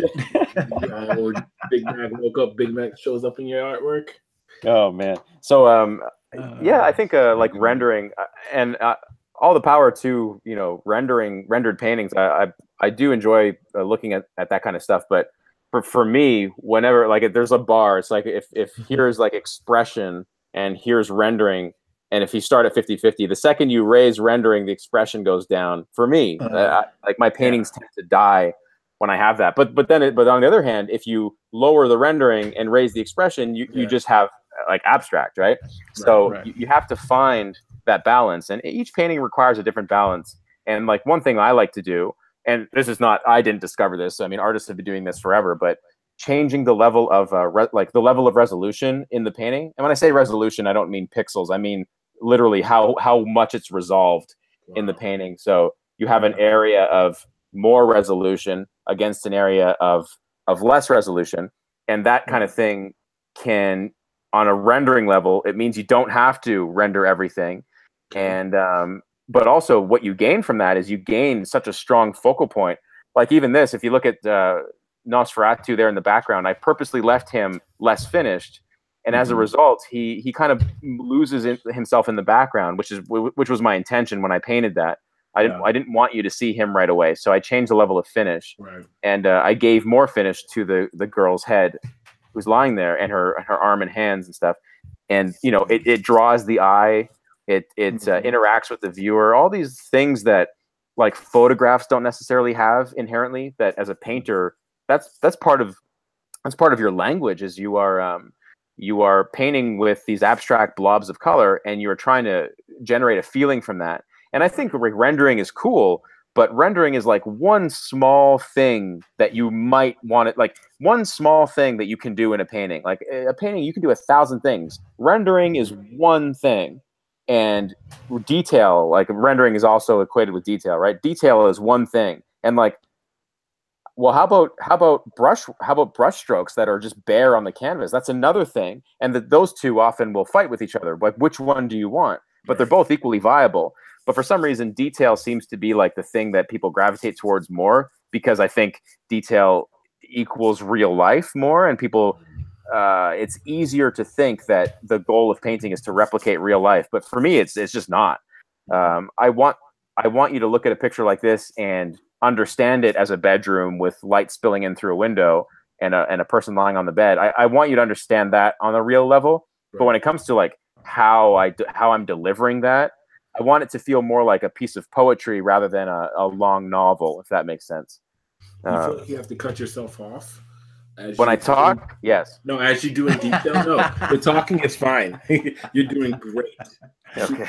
No, but like, because you're like, the painting that Carlos has up right now has a lot of detail in it, but you do those things like with the character in the background where you kind of half render him and stuff like that. But I look at like all the detail that goes into the lighting of all the drapery on the windows and stuff like that. How's that comes in? Which I feel like if you let yourself go, you could just like keep adding detail, but you probably have to make a conscious decision to be like, cool, I like it at this point. And how do you make those decisions? Because or unless you just, because some artists I've known that we've looked at, we do a thing called artist inspiration. We look at a lot of different artists.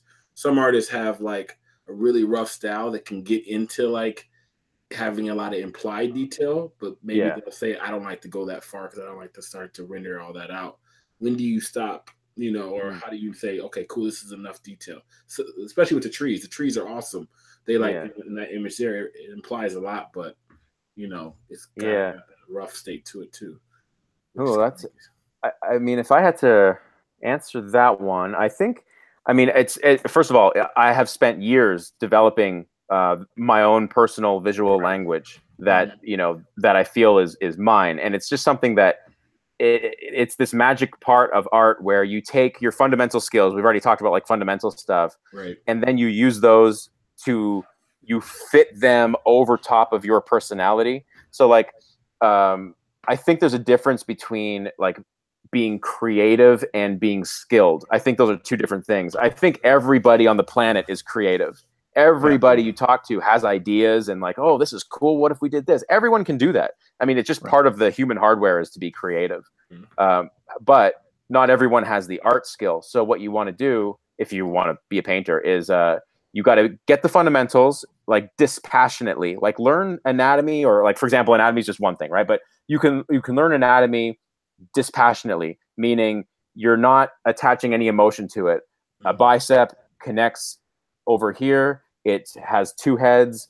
These things are not artistic. They are just fundamentals. But then with years and years and years, you start learning how, for example, a bicep can manifest in your drawing as something emotional and something that you can use to express yourself. Maybe sometimes you don't use the bicep knowledge because it won't help your expression. Other times you do use it. I'll get out the biceps, maybe not the best example, but let's look at this picture. I wanted to evoke, I was more interested in like there's a motion to it. Like I wanted this to feel like these boaters were like racing or something like that. And it's like there's a lot of fanfare in this picture. So for example, rendering detail will actually kill the motion because rendering detail, everything becomes static. But so I knew that. Oh, good point. Okay. So I knew that detail would not be the thing that I would need here. Sometimes it is. Sometimes detail is exactly what you need. Like you pointed out in the other picture, Charlie. Like there are times when you do need detail. Like I said, the rendering bar cannot be at the bottom. You have to bring it up somewhere. But you just have to like spend it wisely, I guess, because a painting cannot bear everything, you know. So I like to focus more on expressive. I want someone to look at my painting and say, "Oh, I totally see how he did it, yet I could not do that." That's what I would want, you know. But I want my brushstrokes to be there. Like I want someone to be able to like check my work in the painting. They can count the brushstrokes, but then when you try it, it's much harder than it looks. That would be my goal. Like if I were, but that when I say that, it sounds like I think like some like highly of my own work. I don't. I work at this all the time.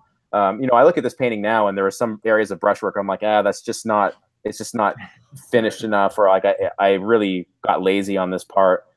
Because when you work in an expressive way like this, it's very difficult to make the call when it's finished because every piece in and of itself is unfinished by definition, kind of. But you have to like put enough elements together where you can say, oh, okay, as a whole, it works. Man, that's so good. I don't know, man. It's that's so good. The whole like over rendering it like makes your whole image slower, like visually. Yeah, it slows it down. Yeah, it's good. Yeah. And I mean, it's funny that it says svslearn.com down here because I want to say it was either when Will Terry was on the show or one of his videos. He talks about he used to super render everything. Yeah. And then someone that he looked up to told him, man, you don't give the reader a break. Like they don't know where to look. Nice. Oh wow. And that's it. Yeah. And so you can use rendering even kind of like a tool to guide someone's eye to where you want it to go. Exactly. A lot like what you did with that previous picture. Yeah, I'm gonna try to do that in 3D. Yeah. Oh, yeah. I'm sure you could. I'm totally sure you could. Like the thing with the fundamentals and rendering, like usually when people render stuff, what tends to happen is they add a lot of hard edges. So edges are a part of the painting fundamentals. My list of fundamentals is drawing, which is shapes. Like drawing is everything, but drawing is number one. Right. Values is a close second. Edges is third. And way down the list is color would be fourth. But when people render, they tend to add a lot of hard edges, because rendering, when you are resolving something, we tend to favor hard edges. Like our eyes, when we see detail in real life, we tend to resolve it with hard edges. Like if you, I'm looking at like this notebook, and I look at it, I can read all the words, I can see all the edges, I can see every piece of paper. Those are hard edges in painting.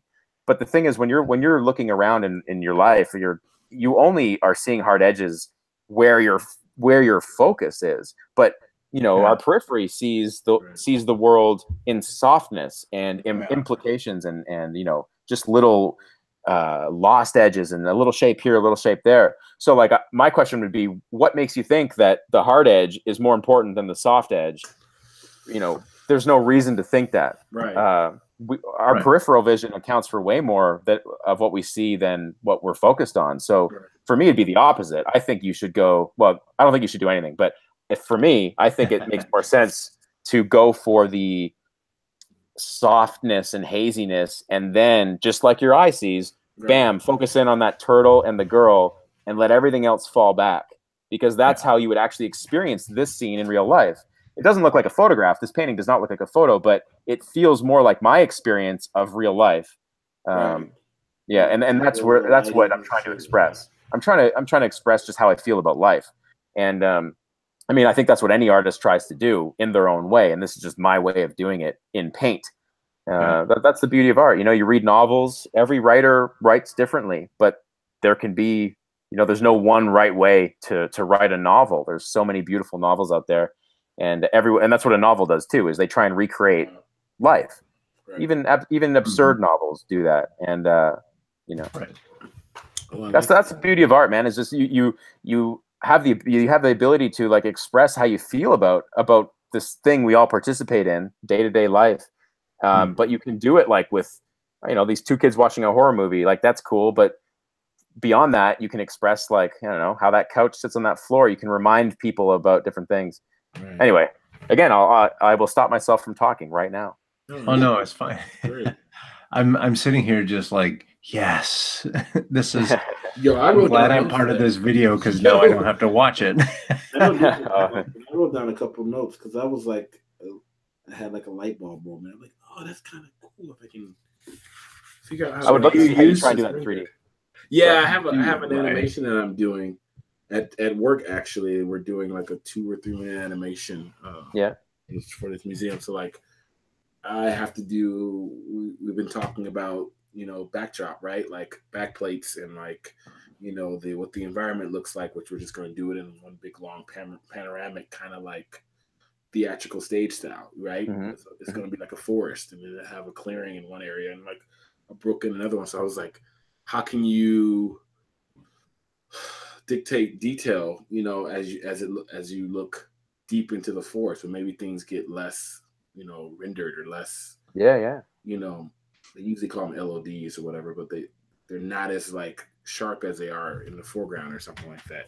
So I think there's some cool ways I can do that, even with compositing and stuff, because they're gonna like composite these out into passes and try to do cool things. It's cool. I love it. That'd be cool. Yeah, that's cool. Great. Send me a photo when that's done. I'd love to see it. Definitely, man. How big is it gonna be?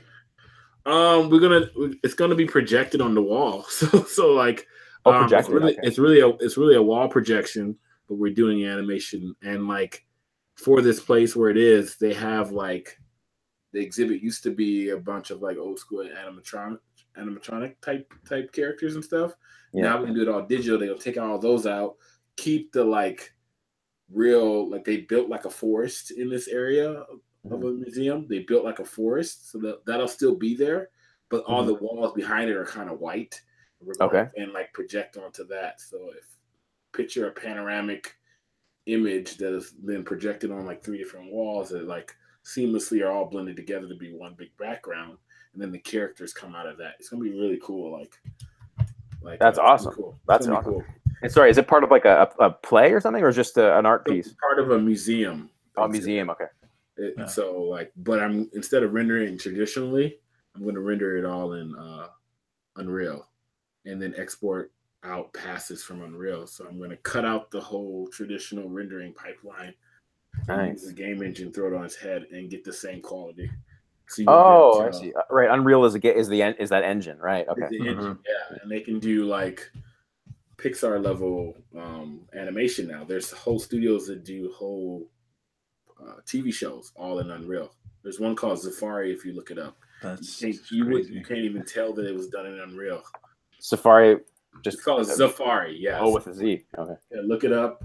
We'll put it in the show notes. Carlos put it in too. It's cool. You can't tell. Like there's a video about it too. Like where the studio is not a big huge studio, but like, it's ridiculous. You know, we were doing stuff like this internally last year, but it's cool to see other studios start to do it, and they've actually vetted the whole production out. Where now they would normally do it the normal way. You know, have your render, do it in Maya, and render it out and composite it. They just did everything in Unreal. He says they would say they would get 1 or 2 shots done a week, right? Yeah. The traditional way. Yeah. In Unreal, they're getting like 10 shots done a week. No way. You know, a character gets done being animated. 10 minutes later, it's in the scene. Yeah, there it is. Is that the Unreal, the program that I'm looking at there? Yeah, this is the game engine. Cool. Engine. Yeah. I'm seeing them turn on and off layers in this video. That's cool. Yeah, like they were like saying the shot list. It's not even like 50%. It's like 1/4 of like how long it would take. They're like they would just drop in animation. Animation will get done, and then 5 minutes later, the director of photography, whoever can look at it in the scene, final rendered because it's the real time. So you drop the animation and it's done. And then Unreal can now. So we take it a step further, where like there's other companies like the Mill and other places. And I'm sorry to take over. Sorry, we move on from this, but like there's other companies that can like. That are already doing stuff where they're working with Unreal and Epic on like how do you extract those out to be more of a VFX background, where you would want to take it out of Unreal if you use Unreal as the renderer.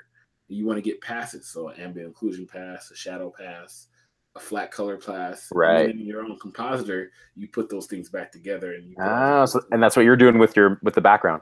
So that's what I'll do with the background. I'll reconstruct it in a compositor, right?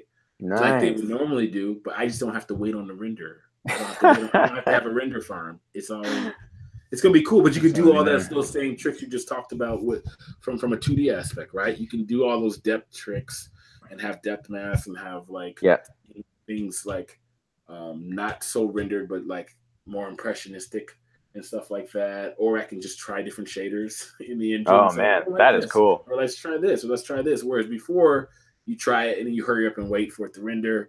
Do your test render. You're like, oh, that doesn't look right. You go back again. You test render it out again. And then you have to wait, 6 or 7 hours for.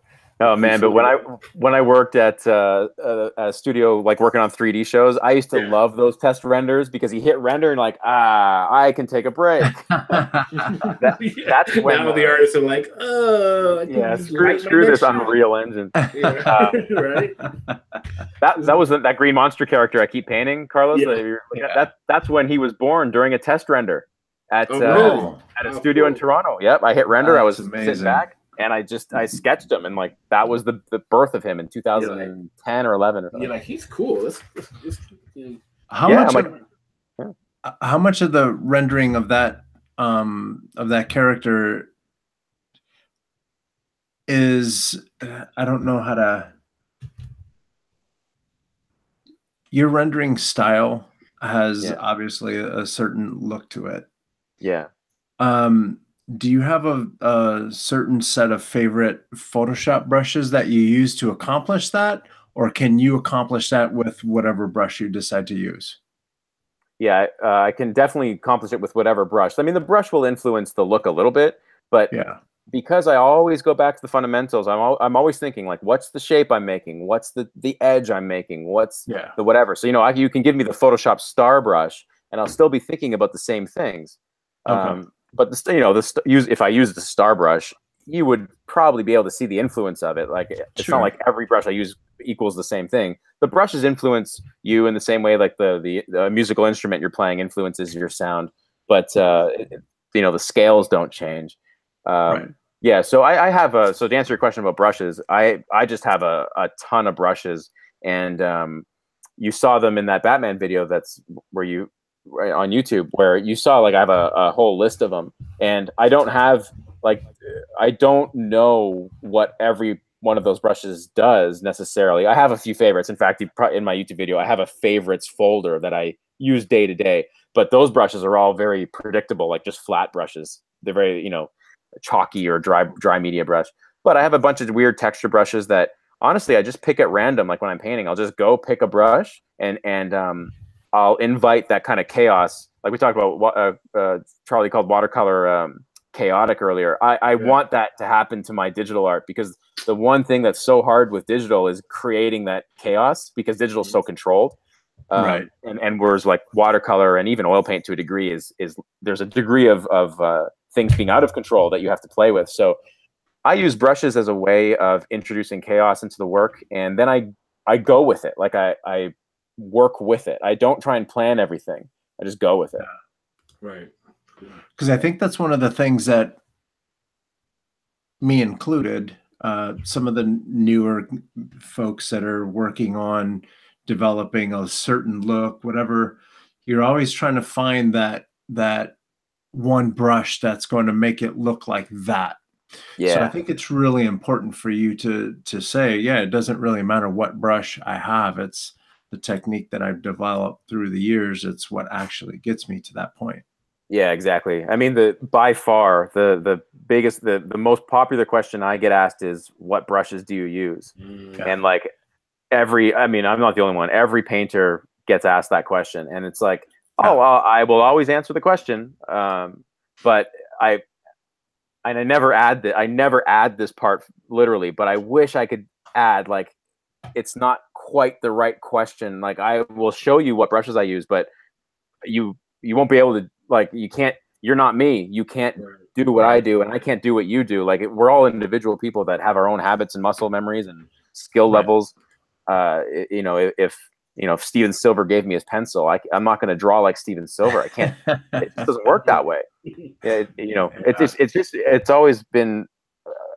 I've always questioned why, like, no one asked that question with traditional media. Like, no one asked, like, well, people like would say, like, oh, what kind of oil brush, people would ask, like, what are your tools? But I don't think anyone really expected the same results back in the traditional stuff. Whereas with digital, there's almost this sense like, oh, I just need that artist brushes and I'll paint like him or her. But I mean, I feel like that's implied in the question. It's like embedded in the question. I could be wrong about that, but I just don't think that's the important question to ask. But then again, brushes, I'm being a hypocrite here, because brushes are super cool, and I love playing with new brush sets, and brushes, they do inform the look of the work. But if it's a recipe for cake, it's one small ingredient. Right. I mean, going back to Bob Ross, he literally showed you his sponge, and he literally showed you the paint knife that he was using. And it's the way that Bob Ross uses that paint knife to make that tree, or that fan brush to make the evergreen, that, you have to get that, whatever it is, whether it's a wrist action or the amount that you push on the canvas. That's that brings it to life. Yeah. I mean, basically, like, no one ever asks a writer, what program do you use? So if I had that program, I could write like you. I don't know. I mean, that when you put it in writing, it's ridiculous when you go in those, and if you contextualize it like that. But with painters, suddenly the question seems to make more sense. But for me, it's just as absurd. But at the same time, I don't want to be rude to people. If people are reaching out to me, I'm thankful for it, and I will happily answer those questions. And some of my brush sets are available with various videos that I have for sale, and I'm happy to share my brushes. But I only do that because I know people want them, so I will oblige them. But at the same time, I wish I could ring a bell that says, don't focus on the brushes. Just don't. Right. It's not going to give you the reward that you're looking for. Maybe think. Yeah. Like Craig Mullins paints with the round brush most of the time. I mean, I don't know if you look at Craig Mullins paintings, so much round brush, just the round brush. Yeah. Yeah. And that's something that I've noticed too, when you're watching all these videos. I want to go say his name, and a creature art teacher. Oh, Aaron Blaise. Aaron Blaise. Yeah. Aaron Blaise is like, look, I'm doing this with a round brush. here's the hard edge and here's a soft edge. Yeah, totally. He will drop in textures, like he'll take pictures of his face and drop a texture in on a painting. But I mean, for the most part, the color's done. He's just doing that to add a little flair to it. Yeah. I mean, put it this way: like if you download an artist's brush and you are painting with it, and you're not aware of the edges that brush is giving you, and you just think that just because you're using that brush that you're going to get nice strokes. Right. You're not, because you're not aware of actually what it's doing. Like when a brush stroke goes down, it's doing two things. Well, three if you include color, but if it's doing two things, it's making a shape and it's making at least four edges, one on each side, right? That's just one brush stroke, shape and four edges. And you have to, you as the painter, you're responsible for that stuff.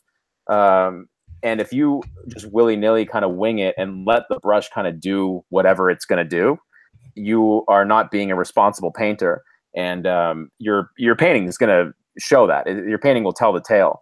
And so, you know, the fundamentals, like just always for me, it's the mystery. There is no mystery in skill. It's just the fundamentals will be the things that drive the technical part of your painting. And then the next step, like we've talked about, is wrapping those over your own personality, your own emotions, and your own expression.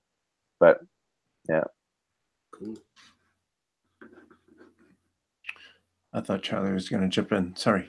Oh, so then you decided after about 9 years of working around town in Toronto, you decided to go freelance. Yeah. Describe the courage that it took to do that. The courage to go broke. Oh no. No. Well, so basically, it was a calculated risk. So I had done a bunch of networking, like as anyone would naturally do in 7 or 8 years in studios, and I had done some freelance for various people, and you know, freelance builds more freelance because your name gets out there. Oh, excuse me. And sorry. Okay. And I had done some freelance, so I had a few clients and a few repeat clients. And then I also started to get into teaching. I was teaching at 2 schools. I was teaching at Centennial College, which is a brick and mortar school in Toronto. And then I was teaching online at Academy of Art University in San Francisco. And so I had those 2 jobs, and I had some like small clients, just tiny little clients that were getting me in to do like background paintings for commercials. So I'm like, you know what? I can leave my day job. It'll definitely be taking a pay cut, but I can leave my day job and not go catch up soup here. So I can do that. And so I did. I at the time, it was, you know, my girlfriend, now wife. But then I talked to her, and we kind of like, she's a very good, like, well, she's a business person, so she has nice. the skills and knowledge that I lack. That was the question I was going to ask. Okay, cool. Yeah, so she, you know, we talked over like what, you know, things would look like, and then obviously the goal would be, if I go freelance, maybe I could get more clients, or get an agent, or, you know, do all these things. But it took a while. It took a few years. I've been freelancing since roughly 2011, 2012, somewhere in there. Okay. And yeah, ever since I left, it thankfully has grown, you know, in stages, and now I mean, I won't look back now, unless things really take a turn and I have to go back to a studio. Freelance is the life for me. I like being alone in a room and just doing art all day. You know, that's just, it fits my lifestyle. And was that a calculated? You said it was a calculated risk. So then, because a lot of times artists don't think about like the pay and what they're going to bring in once if they do line up networking jobs based on the networking they did. Like, did you say, okay, cool, my day rate will be this, even though it's not going to be where it was? Yeah, I was so bad at that. Oh, really? Okay, cool. Yeah. That's what I wanted. Yeah, because like that's the part people forget. Like, cool, you can land a job, but like, it may not be where you were. Yeah. And how do you get it to be where you currently are? And if it was if you're trying to be like calculated about it, like, okay, cool, for this job it's going to be this rate, but this will allow me to give leverage to do this next, and eventually get back to this. But how do you keep the lights on when you're doing those? Yeah, I mean, I don't necessarily have an answer for anyone who's like looking to go freelance. I was able to, I mean, when I went freelance, I was able to financially swing it, like just in case I wasn't making money for the first bit. Like, I had a bit of a savings that I was willing to go into if I had to. And, like I said, I did have teaching jobs, so I was bringing in some kind of a paycheck, and I just made sure that I didn't spend more than I was making, the, classic, self money management, I guess. And, right. Yep. And then, the jobs just built up and built up, and yeah, and they're still building. After a few years, it was I think 3 years ago now. I solicited some agents, and I signed with one. And agents are great because they can, just like my wife does, they can do the part that artists are notoriously bad at, including me, which is the business side. I'm still, like, to this day, I'm not good at valuing my own work. I don't know how to do it, because for me, the work doesn't come from a place of monetary gain. It just comes naturally, right? So I don't know, like, I can say, oh, my hourly rate is worth the same as, a business person's hourly rate, but that is usually not the best way to do it, because, like, art is different. It's a different animal, because I can do a sketch in 20 minutes, but does that mean I should be only charged 20 minutes of time? No, I should probably be charged more, like 2 hours. Yeah, something like that. Like, yeah. So how do you account for that, right? Like, there's no formula that'll account for that. That's the hard part. People, it's like, how do you? That's the part, especially when you're first starting out, because it's easy to talk to somebody that has all their ducks in a row, and they have the whole hold system, and they have companies wanting to work with them, and they have the whole, like, line up. They don't have to worry about finding the next job. Their freelance is pretty much solidified. But it's the beginning stuff, right? Of, like, building, the client relationships and making sure that all those things are there. But that's and that's a good point, Charlie. Like, those are separate skills, like interpersonal stuff. I mean, all three of us have dealt with art people, and you have to negotiate all kinds of different personalities, and different jobs like bring stress in different ways, and people react to stress differently. So you're going to deal with, like, that's where, like, the classic, like, me as a youngster, I've never said the word youngster in my life. That's the first time I've ever said that word. But me as a kid, I would always be like, my dream job is to be an art. Like, my dream is to be an artist in the studio, or to be a freelance artist. And, like, it still is. Like, it still is. I technically am living my 16-year-old dream, but it doesn't feel that way when you're actually doing the work. It's still, like, work will always find a way to be work. And I know you guys talked about this with Silver as well, but at some point you just want to be like, everyone just go away. I want to work on my own stuff, Yeah. Where that doesn't feel like work. Like, when I'm out sketching and I'm making a YouTube video, that is pure, like, fun. Even though there's work involved, it doesn't feel like work. But when I'm working for a client, like, I have to get up in the morning and be like, I got to draw. I have to draw what they want me to draw. And part of that is work. Yeah, but I wouldn't rather be doing anything else, so I'm not complaining in any regard. Right. Oh, for sure. Yeah. But I think that's a really important lesson to share with folks, because all of us have been in some sort of art school, and you see what other people are doing, and you got some friends that have a little talent, and everyone wants to start their own studio.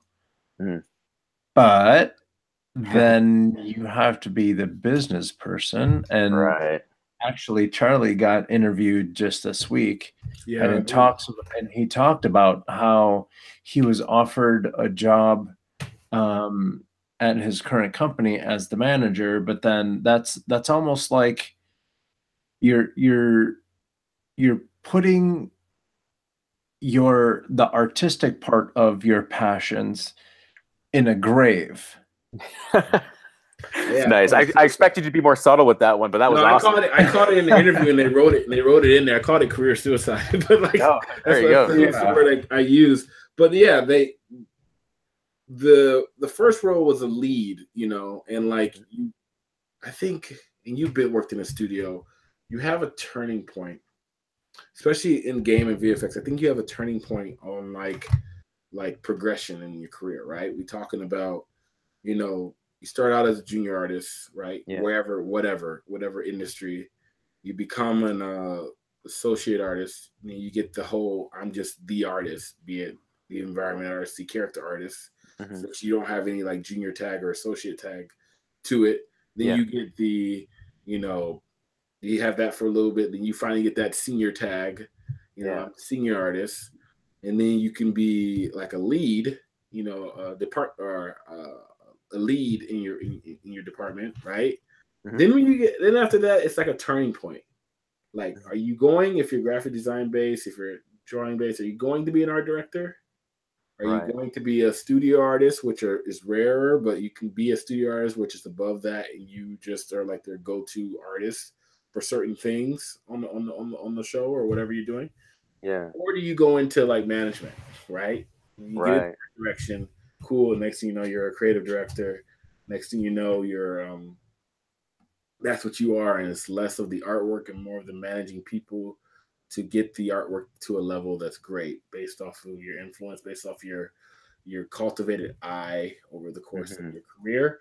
And that's what it was. I was happy just to be a senior artist when I finally got, because I was going to do the freelance route, right? I was going to do I was going to have the 4-month contract, and then I was going to work some deals. I had some other places kind of saying, okay, I'll be here for 4 months, but let's talk in like 6 weeks or whatever, we can start building something. And then I went to SIGGRAPH, hung out with Carlos for a week, and I was like, I don't know what I'm here now for. I got a job. I don't know. I guess I could just chill out this week. I have a job. If I get an interview, cool, that'll work out. But like, I thought, didn't matter. Yeah. I was like, this is weird, because I had built up for this big trip.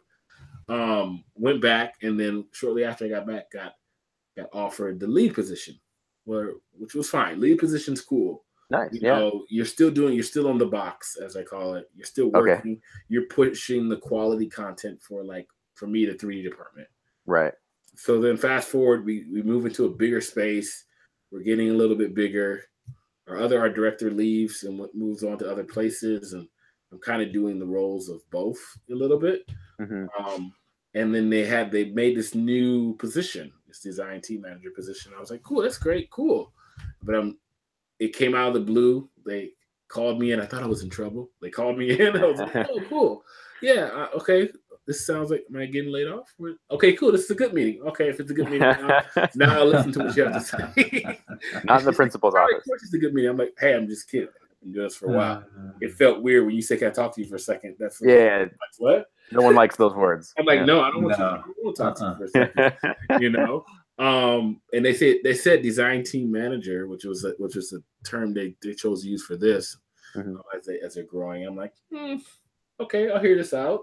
They're like, but we still want you to be the lead artist lead the 3D department. I'm like, okay, cool, then I'll do this, because I have heard that, and that means I still have art in it. But what do you do as an artist though, as you're moving forward? Because some artists want to throw their headphones on, right? It's like progression in your career. You can be an artist your whole career, or if you're at a studio, how do you move up? Or if you're freelance, how do you say, okay, cool, I'm not just an artist. I want to come in and help, drive a look, and be in a direction. But maybe that's less art, I think it's a thing that people struggle with, artists struggle with, Yeah. It's funny. I never, when I was working in studios in Toronto, I never had the desire to like move up like that. I don't know, like that. And that's the kind of thing I hear. Yeah. I mean, I don't know if that's a character flaw or what. Maybe I just wasn't thinking long term, but yeah, I just liked. People like the headphone life. Yeah, I liked getting in there. I did a lot of in studios. I was either doing background paintings. I was actually a matte painter I was a photo basher for a while too. Nice. I did matte paintings. I did, and I say that with love. I enjoyed working with photos and stuff, but I liked, I was either background painter, matte painter, or I did some concept stuff. And I loved going in there, knowing what my assignment was and just producing, hopefully good work that would work for the show. I just enjoyed that because, I don't know, there was a comfort there. Like you said, put the headphones in. I know what my role is. I like executing the work. I'm not, I've made my own films, and I'm with small teams. Well, no, I've made I've made 2 films with small teams, and where I was like, you know, we're all kind of co-directors, and the delegation part is just not my strength. So for me, it's always just been self-evident to play to my strengths, which is I want to be the guy who sits in the chair and paints. I can listen to podcasts like you guys all day. I can listen to whatever music I want and just paint. That's what I want to do. Yeah. And, you know, eventually, so I went the other way, Charlie. Like I left the studios, obviously I went freelance, and thank goodness for the internet, because I'm not sure how I would stay socially in the circle if the internet weren't around, because I mean, I'm in Germany. My wife got a job out here 2 years ago. So we moved to Germany, and I'm in a little 8 by 10 foot room in Germany all day. Like this is where I live. And I don't physically connect with anyone outside of, I try and go to conventions. I do still try and go to conventions. I've never been out your way, Carlos, at CTN. I've never been out there. I've actually even never been to LA. I've been to San Diego once, but never been to LA. I'd like to get out there for some conventions, but in Canada, we have a bunch of conventions up there. So I do a few of those. I do Toronto Fan Expo. Cool. I'm at Calgary Expo. Oh, nice. But other than that, I mean, I'm a recluse. Mm-hmm. Whenever you want to come out. I know that CTN is in November. Ground Zero Animation Expo, GZAExpo.com. Yeah, I heard of that, yeah. We're in talks with Eva. Looks like Sketch Zone is going to have a presence there. Oh, nice, sweet. Like a live podcast, or no, we're gonna table, and then we're gonna try to figure out if there's a way to do something like that, like do at least short interviews, something to that effect. But we're just now getting things lined up, so I want to find out how much we can get away with first. Oh, that's cool. Because there's other goofy things that I do, like Carlos's cartoon karaoke. I want to try to figure out a way What's to set up. I sit in a car and I sing songs with cartoon characters. Awesome. Yeah, awesome. I'll send you. I'd love to check this out. Yeah, I need friends too. We're just special. It's literally me in the car with my imagination. That's awesome, man. Hey, I mean, that's a good metaphor for what we're all trying to do. We're all just sitting in our cars with our imagination. Yeah. So yeah, anytime, like we can figure things out. You have friends out here now. Oh, thanks, man. That's cool. I would love to come out and visit you and see LA, or just see what all the fuss is about. I've every in this industry, all you hear is like California is like, LA is like the place. I've never been there. It's crazy. And now it's spilling into San Francisco. There's a handful of animation companies up here. Mm-hmm. Yeah. Oh, right. You're closer to San Francisco. That's right. Yeah. Okay. Cool. Yeah. Yeah, but LA is not that far. Like what, 3-4 hour drive or something like that? Depending. It could be anywhere from 6 hours to that one night that Charlie was waiting for me at SIGGRAPH. It took me like 10. Oh, it was weird. I was like, all right, cool, see ya. I left in the middle of the afternoon to go to one of the talks. Yeah. Called Carlos. He's like, I'll be there. Heavy. Okay, cool. And then I was a little dinner function they had that night.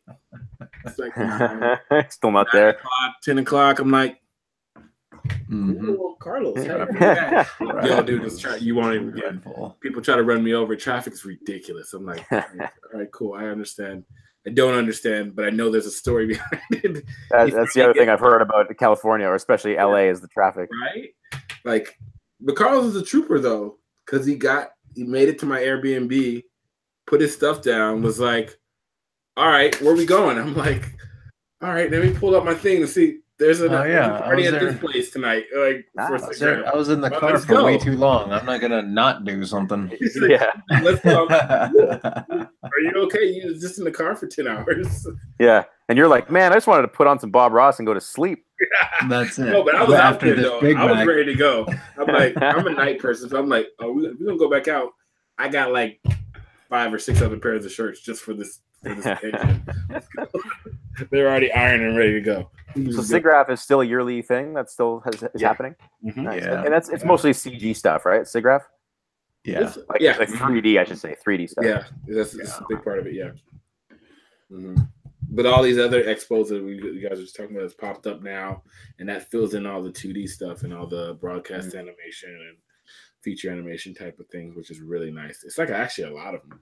We only have SIGGRAPH like for the CG stuff, but like there's like 4 or 5 different ones, you know. And if you count how big CTN has gotten and how big Ground Zero animation stuff is like building this year, I think there's a lot. And there's a lot of them. There's another one Ava talked about last week. There was last week. It was called DesignerCon. Last week, it was happening last week during our show. It was called WonderCon. WonderCon. Oh yeah, I've heard of that one. Like, man, there's so many conventions in season, man. You know, so you have a few in Chicago too, right? Yeah, we have one coming up. I got my pro pass for that one ready to go. That's nice. the big comic book one, which is owned. What's that one called? C2E2. Yeah. Chicago. That's basically Chicago Comic Con. It's owned by the same people who do the New York Comic Con and San Diego Comic Con. So we nice. Call it something different because we have to be different here. Yeah. So we have to do the whole like Chicago. I forget what it's called. Stand for Chicago. Like I forget what it's called. We just call it C2E2, but like it's good. It's cool. Yeah. No, Comic Con. It's really big, and this year they have a lot of pretty good like named stars and stuff too. Like it'll be there. Chicago Comic and Entertainment Expo. That's what I'm thinking. There you go. So where do the twos come from? There's 2 C's, 2 E's. C2. Oh. Okay. It's probably C squared, E squared. I'm still waking up here, guys. That was an obvious one. I should have clued in on that. Oh no, I didn't even know what it was. I couldn't remember. I couldn't remember. Carl said that. I was like, in my head, I should probably know what this is called, but whatever. Yeah. The original creator was like C squared, E squared. That's creative. Then everyone's like C2E2. Like, no, it's squared. It's not 2. And that's what they literally say that too. It's like hilarious. Yeah, but like it's grown really big. We used to have another one here called Wizard World, which is based off the old school Wizard magazine for comic books and stuff like that. But it kind of when C2E2 came in, it kind of swallowed that up from being a more legitimate one. And then you have all the other smaller ones that we have come through here too. But like it's good. Yeah. I love conventions, man. There's something about them, like they're a completely unsustainable environment, but for 4 days you can walk around, you can be Spider-Man, you can be Spider-Man mixed with Pocahontas, you can do whatever you want. I love it. I love it. And then everyone just agrees to shut it all down after 4 days, and we all go back to our real life. But I just love that kind of escape. I still want to do San Diego. I still want to do it. I know it's big and good. I've been outside San Diego. I never went in. Yeah, I want to do it still. I know it's like a dog and pony show now, and Hollywood's kind of taking over a little bit, but I still want to try it. I still want to experience it. The people that have a tendency to hate on things on expos are generally the people that maybe didn't do it right. Oh, yeah. Because if you go, it's not a guarantee that if you go to Ground Zero, it's not a guarantee that you're going to find a job. It's none of that stuff. So don't go in, don't go there looking to score the big score, right? Just go enjoy the people that speak your language. Exactly. Yeah. And then if you do that, you're going to have a good time. And then if you accidentally end up with a job, then how cool is that? Yeah. Oh, for sure. It's like, I don't know, the whole positive attitude thing seems to be a good precursor for other good things to happen. But and part of that, I mean, it applies to painting too. Like when I started painting a personal piece, I don't have, I have a kind of a picture in mind and a subject in mind, but like, I don't have any expectations that I have to hit this kind of picture. I just kind of, I just go in there, like if, feeling good about, life, I guess, and then see what happens, and just go with it. And this kind of a philosophy that I discovered only with painting, and I think it's helped me loosen up in real life a bit too, because I mean, not that I'm the most carefree person. I'm fairly laid back, but most of it comes from painting, because I know, and my watercolor is a good teacher of this, where like when you start a watercolor painting, man, you have no idea what that paint's going to do. The best you can do is kind of like, it's almost like, I don't know, like I said, I'm not a parent, but maybe it's like raising a child, where you can kind of direct them a little bit. But they're ultimately, the painting's going to make, a watercolor painting is going to make its own decisions. And even a digital painting, see what's happening and work with it. And I don't know, I've always lived life like that too. And sometimes it's not the best recipe for certain things. Like, for example, my wife really helps with the business side of what I do, especially now that I'm doing more and more YouTube videos, and I produce my own educational material that I have online. That's for, obviously YouTube is free, but I also sell more like longer videos. And, you know, my wife helps me manage and organize all that, because I guess the downfall of the art, the kind of the art mind in the real world, is sometimes that lack of structure is great for like your mental levity, but sometimes not so good for planning a business, maybe, like we've talked about. Yeah. So I'm lucky that my wife is really good with that. We have the classic kind of marriage where one person lacks, the other one fills it in. Like, and I, you know, I think so. She really helps me with that stuff. That's awesome. I think that's amazing, and it's unique.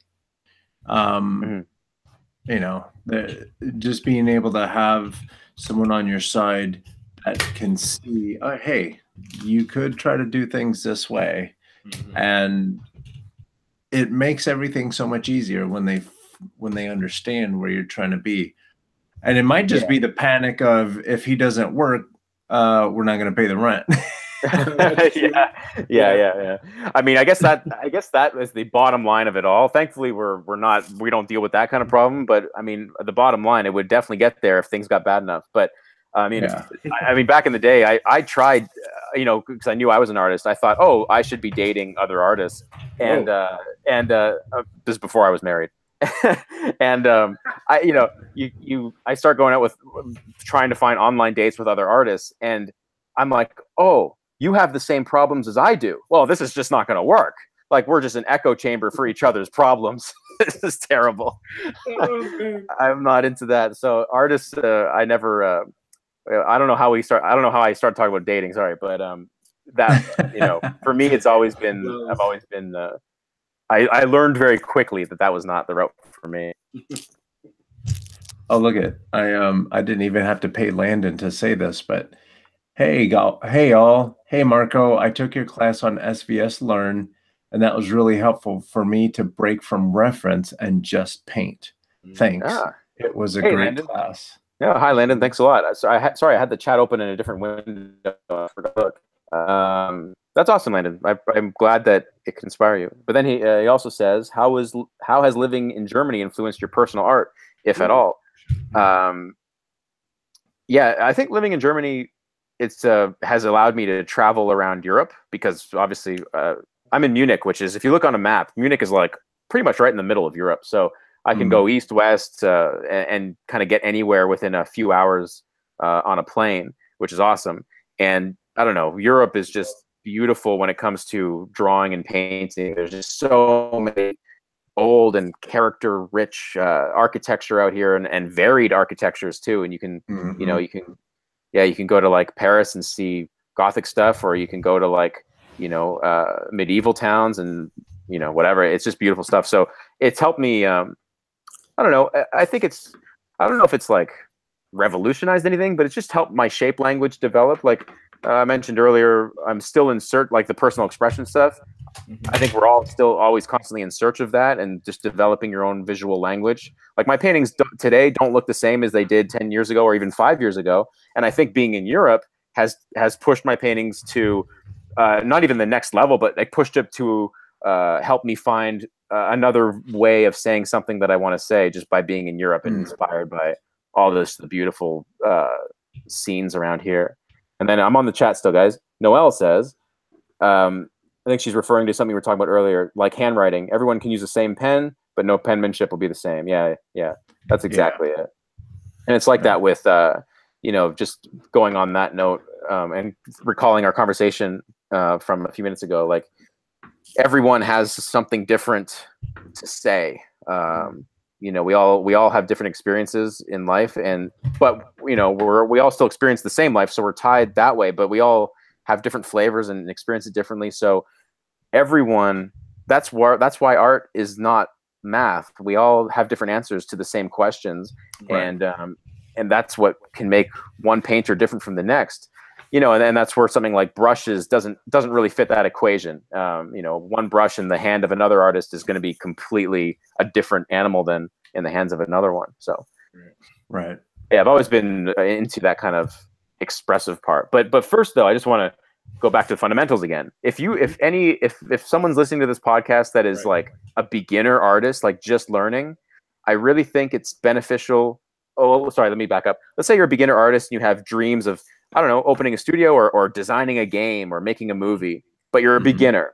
My advice to a person like that is focus on getting fundamentals first. Your creativity, like your idea for a game and your idea for a movie, that will always be there. And you know, your creative idea is just as strong as mine or just as strong as anyone's. We all have that creative ability inside of us. But where you need to develop first is not in making your film. If you're a beginner, you need to develop your fundamentals first and learn what a good shape is, learn what good design is. And like, it's going to take you a long time.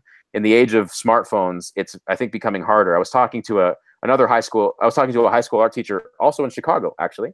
And he was saying that, you know, he teaches, you know, high school. So like teenage kids who basically are addicted to phones. And I think that, you know, I'm thankful that phones didn't come into my life until I was like 20. I think I got my first phone like 26 or 27. I had already, you know, I had managed to avoid that because I would be just as obsessed as everyone else. I'm still obsessed now. Like I'm attached to my smartphone too, but at least like I didn't have that competing with my interests when I was younger. Man, that's a game changer. So to anyone learning art, like, try and come to grips with the fact that it's going to take years and the rewards will be iterative. You're not gonna get like the instant gratification that you get. It's not like getting likes on Instagram that feel good when they come in. Your art is going to not feel. It's going to be hard. It's climbing. You're going to climb a mountain, and you just got to do it step by step. Yeah, it's going to take a long time. So that's what I would say to like someone just starting out. Here is a message from Pat Mast on Instagram. He says, I'm located near Munich, but not near enough to know about the art community there. So the question would be if you are going to or know of any figure drawing classes or sketch groups there in that area. That's a good question. So with figure drawing, I've actually been thinking the same thing. I have not been, since moving to Germany, I have not been in a traditional life drawing classroom, and I'm really feeling I got to get back in there. So I have actually, I'm going to look at that up myself. But so I don't know any life drawing classrooms, unfortunately. But sketch groups, I have seen a few like city sketch groups in Munich. Really? Oh, cool. What's there's a website for travelers, and I can't remember the name of it. Toy Town.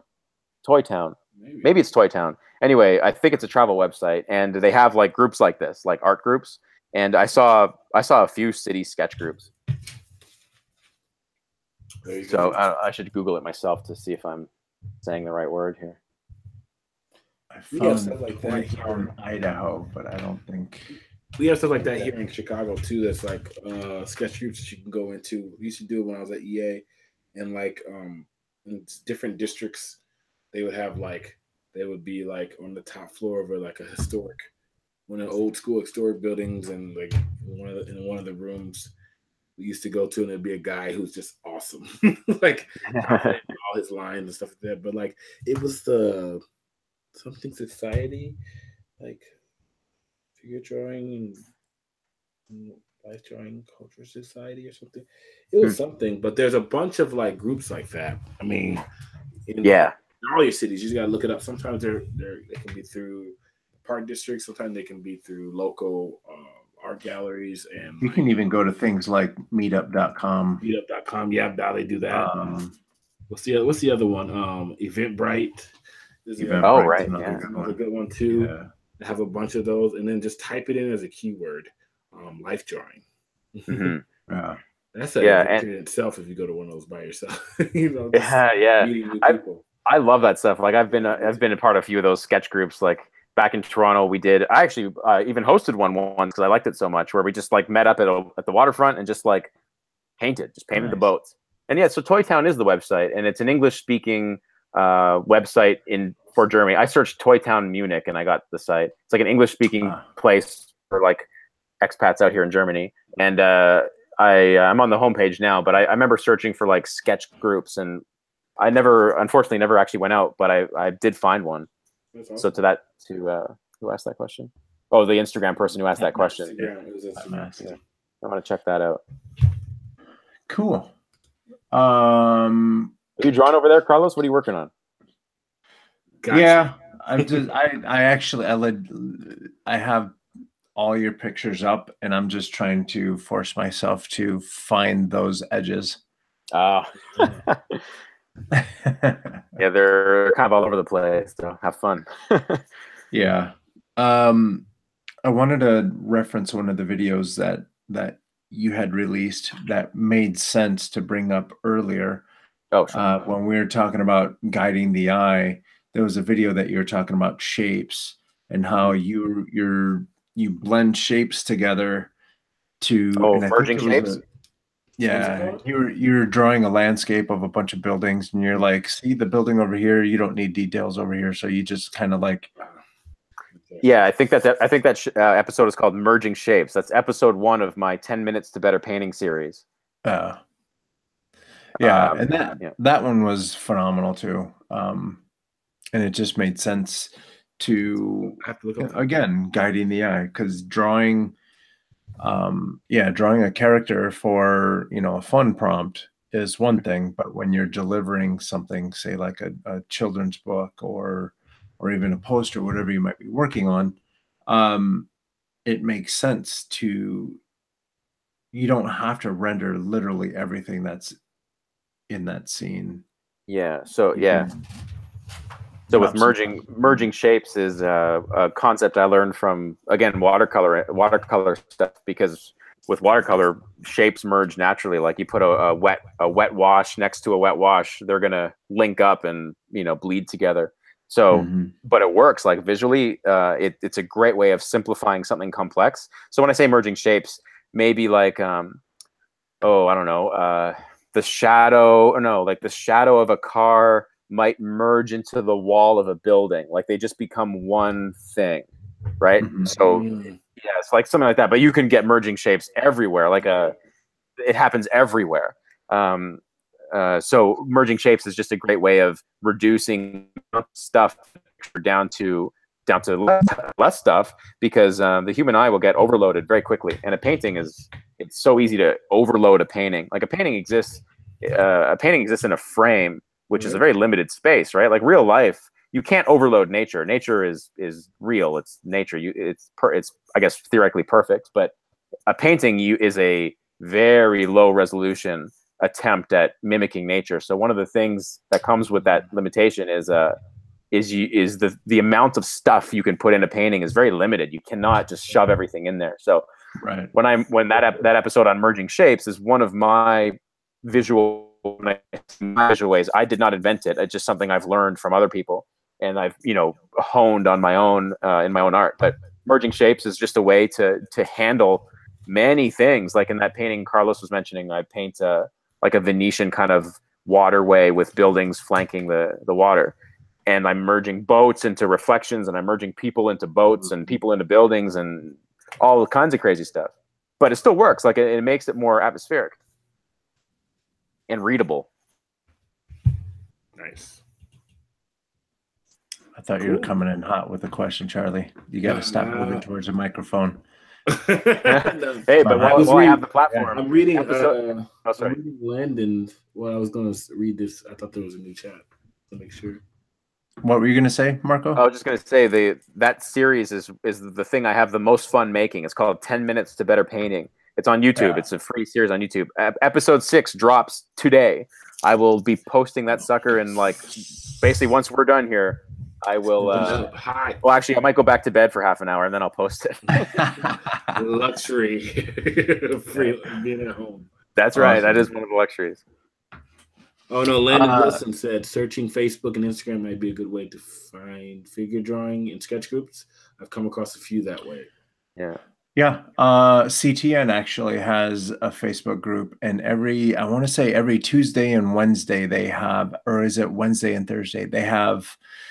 They stream live figure drawing classes. Oh, so, cool. Really? Oh, that's so cool. yeah, you can just I check in with them on whatever day it is, Wednesday and or Thursday. Yeah. And it's on Facebook. That's awesome. You just go in there and you scribble about. And I guess the models are cool with that. As far as I know. Yeah, they must be. I hope I didn't ruin it. Yeah. Good job, Carlos. Well, sorry, everyone. Looks like Landon says something else. He says, Marco, watching you paint over details and cropping and stretching a digital canvas is similar to oil. Yeah, so he's referring to, I think in one of my SVS videos, I do a lot of cropping of the canvas. Like as I search for the composition, I crop everything around and I'll totally throw away areas I painted. Cool. You can paint over stuff. Landon says, how do you reconcile this style with painting watercolor traditionally? That's good. That's a good question. So I think one of the things that is really cool with digital that is almost impossible to do otherwise is here, move over there. Yeah, you can't. Oh, hello. There you go. Check. Yeah, am I back? Okay, try again. Okay. So basically, what I was saying was one of the things that digital that is almost impossible, or basically impossible with traditional media, is like you can change things on the fly. So I like to crop my canvases in different ways as I paint, and I'll try like 5 or 6 different croppings as I go, and I'll throw away things I've painted, and I'll stretch things out to fill empty space when I crop things. And like digital is great with that kind of exploration. Like I absolutely love it, and I think I can get stronger work digitally because I can explore more freely.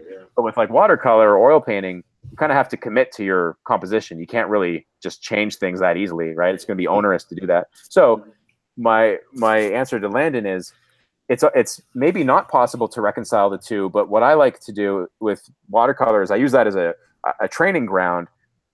With watercolor, you have to make a decision and go with it. And you can't, I mean, you can change things a little bit, but you can't really overhaul stuff the way you can digitally at any moment. And that's a blessing and a curse, because with digital, if you only work digitally, you're going to be used to that kind of freedom. But at the same time, it might come at the cost of like conviction in your own decision making. Whereas with watercolor, you have to like make that decision, move on, make a decision, move on. So in that way, how much of learning how to cover your mistakes is part of that too?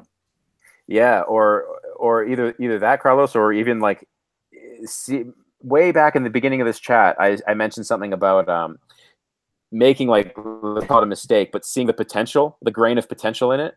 Watercolor helps. When I say watercolor, it's just my favorite medium, but oil or acrylic or watercolor can help train that, because you can do something that's maybe doesn't look right in the moment, but you'll train yourself to see what the potential of it can be if only you did this and this and this and this. Because with watercolor, you can only move forward. It's very difficult to cover up stuff. Whereas with oil, it's opaque. You can paint over it.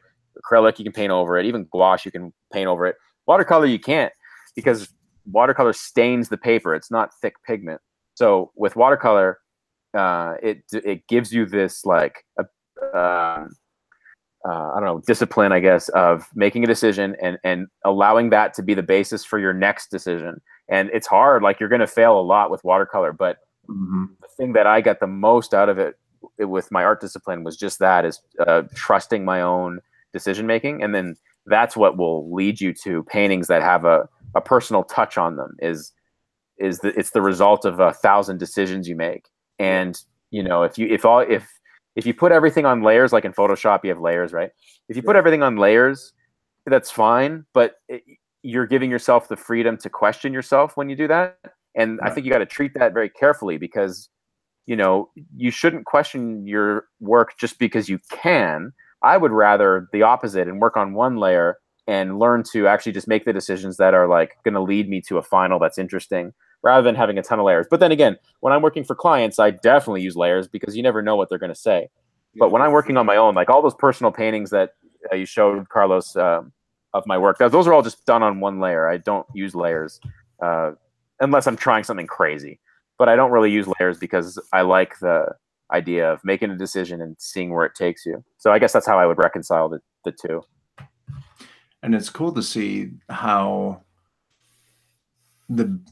when people are learning, they use, you know, 10,000 layers and they do all kinds of stuff, but then they become more and more efficient the better they get.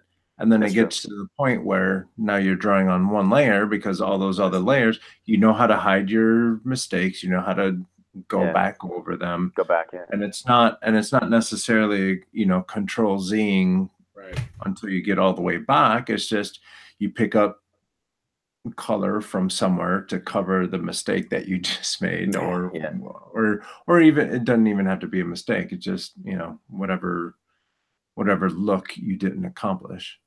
Yeah, exactly. Yeah. And that's the interesting thing with painting as well, is like it's almost like if you put a mark down, you're almost not qualified to call it a mistake or a success yet. You got to see where it takes you, you know? Like if you play one note on a guitar, who's to say that that's not the first note of a masterpiece? You never know, right? Or maybe it's not going to lead you anywhere. But my point is, you have to let it develop, let it sit in the piece, let it develop, and then you can like, you know, half an hour later you can say, okay, the decision I made half hour ago did not lead me in a good place, and then you learn from that. Like in a watercolor, that's game over. If you do that in watercolor, you're done. If what you do at the beginning doesn't pan out, usually your watercolor is done, and you go home. And you have like robotics in there. I do. I have a desk that I'm getting to that point in my life. I get to that point in my life where I have to stand up. I don't even need Siri to tell me it's time to stand up. My butt tells me, get up. Look at this. That's awesome. My butt starts falling asleep. I'm like, okay, time to stand up. Yeah, I'm trying to work on my posture too. I don't have a standing desk, but dude, that's the best thing ever. I used to have one at work, and I want one still. I tried to buy the one off before we got new desks. I tried to buy the old one off my didn't work out, but standing desks are cool because like it's like a little culture too. You know that sound that just happened for Carlos? Yeah. I'd be that guy. It'd be like 10 o'clock, 11 o'clock, and I'm like, and everybody like, really? We doing this? Like, no, I'm standing up, and I stand up, and then everybody's like, and slowly everybody else in the room. I had like 4 of the people in the room, and they're like all like stand up, like, okay, cool, we're standing now. That's hilarious. Like, and that was our pact. If somebody kicked it off, like everybody else had to stand as a way to get people to stand up. And then it's like a chorus of machines as all the desks rise. So then all you hear it. Somebody go to the bathroom. We all stand up on purpose, and when they come back, they're like, "Really? Okay." Oh yeah. Can't sit there. That's like some weird peer pressure going on. It was because sometimes we'd be working. We have our headphones on. We just wouldn't say anything. We just stand. But they hear it. Hearing the sound would be like, because now you're standing and they're sitting, and you're kind of like looking at them like, man, you should be standing up. Man, that kind of reminds me of Catholic Church. They just follow. Like, okay, we're kneeling now. Now we're standing. After a month, some guys would just yell out, be talking, and be like, nope, I'm not standing up today. Nope, I'm not doing it. Even though no one said anything to them. The worst thing was about Catholic Church was when you were standing and then you sat, but everyone else was kneeling. So like, oh, I gotta kneel. And then you got like you're the one guy in the church like switching going to the kneel all over the place. Yeah, like what are we doing kneeling here? board. The kneeling board, that kneeling board. That if you didn't pull it out the same time as everyone else, like everyone's like, "Cool." Yeah, and everyone's praying, and you're like, "Oh, man, were you sitting?" Like, and you didn't. Dear Mary, Mother of Coco. Like everyone's looking at you, like everybody in the row is doing this. There's no saving that kid. You're like, but then down, like, who is that? Who is that? Yeah, who's the slammer? You gotta like soften those things down.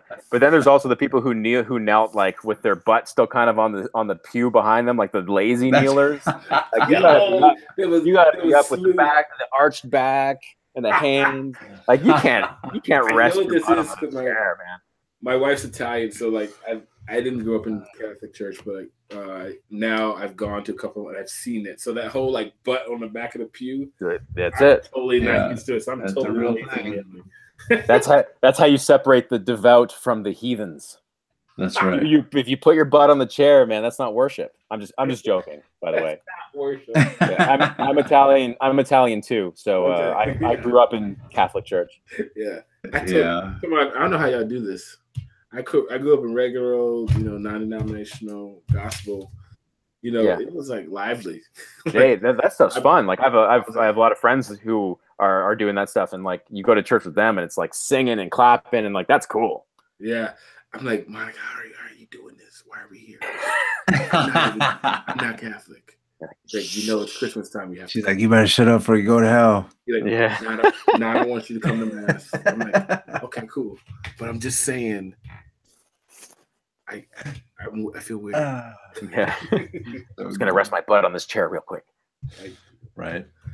So then your tenure over there in Germany is coming to a close. You're gonna come back to Canada.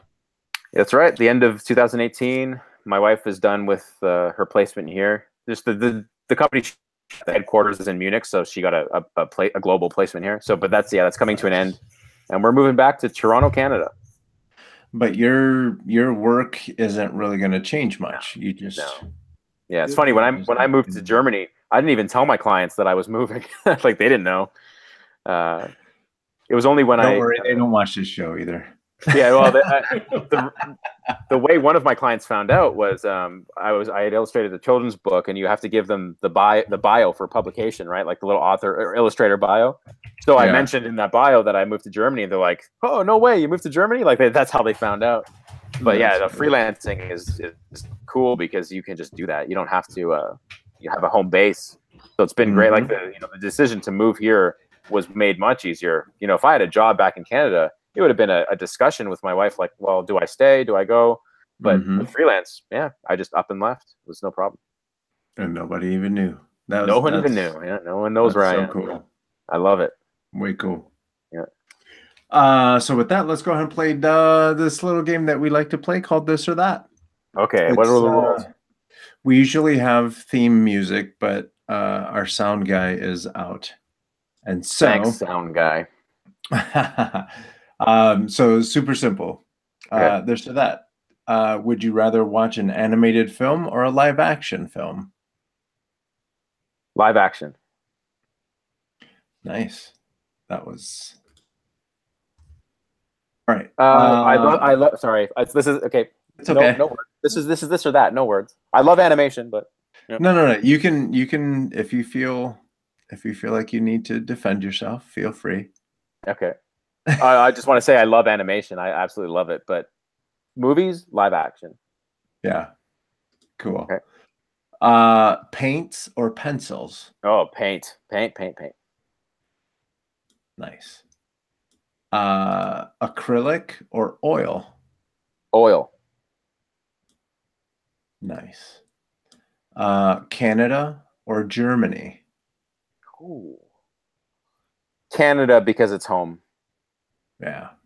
But I do love People are like, what's it like? People are like, what's it like to live in Germany? I'm like, it's a lot like living in California because all the mountains and stuff. Yeah. But in Germany, when you go around a corner or you go around a curve, there's like a castle right there. Just sitting there. Yeah. Oh man, it's amazing. And do people know that you were out in Germany? People should know that. I think so. Yeah. Okay. Yeah. So. Yeah. Defending the country. You know, Yeah, nothing big. that's right. That's awesome. That's awesome. Much respect for that. It's beautiful out there. Yeah, I mean the Black Forest area, like you said, castles like Neuschwanstein is that classic like Disney castle. It's an hour away from me here in Munich. It's incredible. Yeah. Yeah, I loved it. The people were super kind. Oh, they're awesome. And some of the older ones, I had to explain that not everyone from Chicago was a gangster, but you know, I always got Chicago, Al Capone, bang bang. I'm like, no, Al Capone, no bang bang. No. That's hilarious. But Canada is my this or that answer, just because it's home. But I like this game. Cool. Are there more? Yeah, one more. Oh, sweet. This or that. Big Mac or poutine? Big Mac. I know that's coming from Canada. I know that's a weird answer, but yeah, poutine is good when you're drunk at 3 a.m. That's about it. Yeah. There's a place in not San Francisco, but Berkeley, which is right across the bay. They have just an obnoxious amount of poutine selections. Oh yeah, yeah. It's just there's like, oh, here's one with toenails in it, and here's one with like, holy, what are you doing? Yeah, you know what? I think I was turned off poutine when I saw an eating contest with poutine, and it was one of the most disgusting things I've ever seen. And ever since seeing that, I'm like, I don't want to eat that anymore. Not so much. Yeah. It just looks like slime past a certain point, you know. It's so true. But when I going skiing in chalets, like when you go skiing or snowboarding and you go in the chalet, a poutine, that is where. That and drunk at 3 a.m. That's where a poutine is the number one thing. Yes. Ever. A ski chalet when skiing and you're working on getting drunk. Yeah, there you go. You just nailed it. Yeah. You just nailed it. And the thing on animation, by the way, I kind of feel bad. I feel like I've betrayed my people, art people here, my fellow art people, I should say. I think when animation is at its best, there is nothing better. Like when I watch let's just say the Iron Giant or something. I like that is that is movies at their best for me. But I just don't think that I just think that when animation's mediocre, I really don't like it. So I would rather go live action. I'd rather watch a mediocre live action movie than a mediocre animation movie.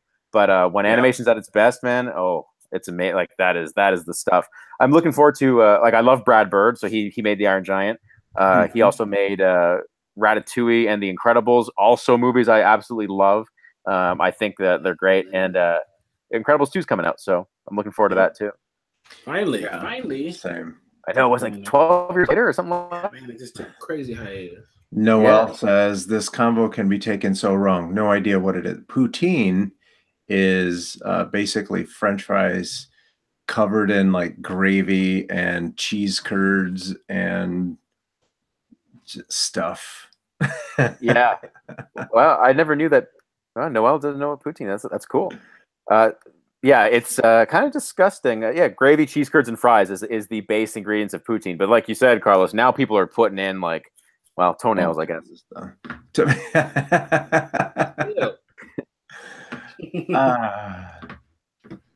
Yeah, so that was this or that. Painless. I like those games. Thank you. No worries. All right, so then that means that we're gonna go ahead and move into You Lost Me After Gravy. I don't blame you, Noel. All right, so artist inspiration time. Oh boy. So this week I'm going to show you guys the artwork of Carly Jade. Oh, excellent. Good. Let me see. This is Carly, and she BFA concept design program, Brigham Young. La la la. I don't exactly know where she is, but there's a bunch of her contact information, so I'm going to get out of there. Yeah, what do you do? I really like. I'm trying to get away from doing lines. Yep. Just because be able to have that in my toolbox. So that's one of the reasons why I was drawn to Carly's work. Yeah, these are really nice. And now obviously we move into the part where she has nothing but lines, but you know what I'm talking about. Well, that one, if you go back just one, Carlos, there, the one on the top left, that's it looks like, I mean, there are some lines there, but it's like a quick marker sketch. I really like that one. That's got such an appeal to it. Like it reminds me of a painting, really. It does. And it looks like I bet you she added the lines in, if I had to guess. It looks like she added the lines in after the marker, if I had to guess. I think she drew it with the marker. Yeah, drew it with the marker, then came in with the line. That's cool. Yep. I bet you that's what happened. Those are nice. Nice just design. Look at the hands. The hands are, again, I mean, you give enough shape to sell what it's supposed to be, and exactly, you don't overdo it. Like, is that an anatomical hand? No, but it's not supposed to be. It has the feeling of a hand. Right. Yeah, exactly. Sure. So let's go ahead and take a couple more. This I love. Yeah, that's beautiful. With texture. That's beautiful. Same face, different hairstyles. Cool. This is what me as someone, I'm terrible at hairstyles because I don't have much hair, so I always have to look at so much reference for hairstyles. Whereas like female, like girls, is like, because I don't know, they tend to have longer hair and play with hairstyles more. They seem to have so many cool hairstyles in their work. I have to struggle so much with that. Speaking of reference, I know we touched on this before, but are you a heavy Pinterest user? I think I think my wife made me a Pinterest account, so you might find a Marco Bucci Pinterest, but I don't use it that much now. Look at why? It's okay. Love Pinterest. Love it. We like to talk about finding reference, not necessarily copying from reference. Yeah. And Pinterest is just a wonderful tool for that. Like if you're trying to draw an elephant, you might not necessarily remember what an elephant looks like. Right. So I like to tell folks, just go look at elephants on Pinterest, make an elephant board, and then take it from there. They've really updated their algorithm for searching. It's really good. It's like I like it a little bit better sometimes for that type of thing than a Google search. I'm gonna write that down in my notebook and remind myself to do that because that sounds like a good idea. Yeah, check out my Pinterest page. Pro tip from Noelle. She said Pinterest is good for hairstyle ideas. Yeah. Oh, thanks, Noelle. Yeah. Yeah. Charlie, you have a page? Yep, Charlie BW3. Charlie your life. Yep. BW3. Got it. Yeah, I have a bunch of stuff. I have a bunch of different categories, so that can help you kickstart your Pinterest. Awesome, thanks. I will definitely use that because day-to-day work for clients, you never know what you're going to be painting. So I'm always Googling something or other. Carlos has a bunch of his, and Jack too. There's a bunch. What's your page, Carlos? I'll write it down. Coconut Justice.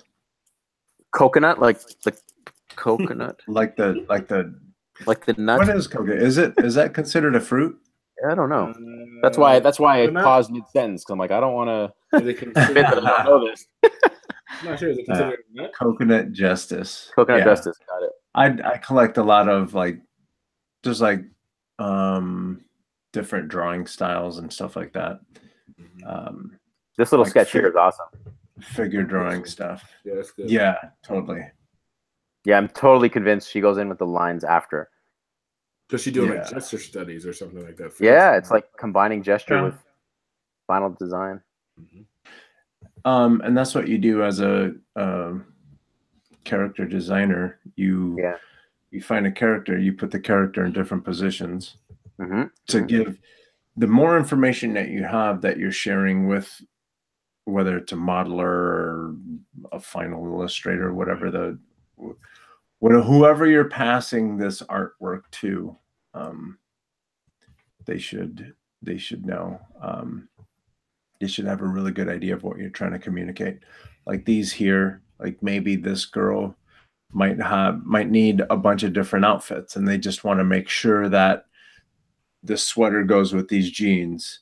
You don't really want to have a full-on super rendered drawing. You just need something relatively quick. Right. And that's what you do, just to get a good feel for the colors, different body positions and stuff. Yeah. So is what's her name? Carly Jade? Is that her name? Yeah, Carly Jade. Is she going to be a guest on the show, or is just this someone you found online? Or? Usually what I try to do is, if they are an artist inspiration, a lot of times I will reach out to them. Yeah. Just to be like, your artwork is phenomenal. This is amazing. Yeah, that's cool. Cool. Yeah, this one's done much different. We'll reach out to different people like this. It's worked out a couple times.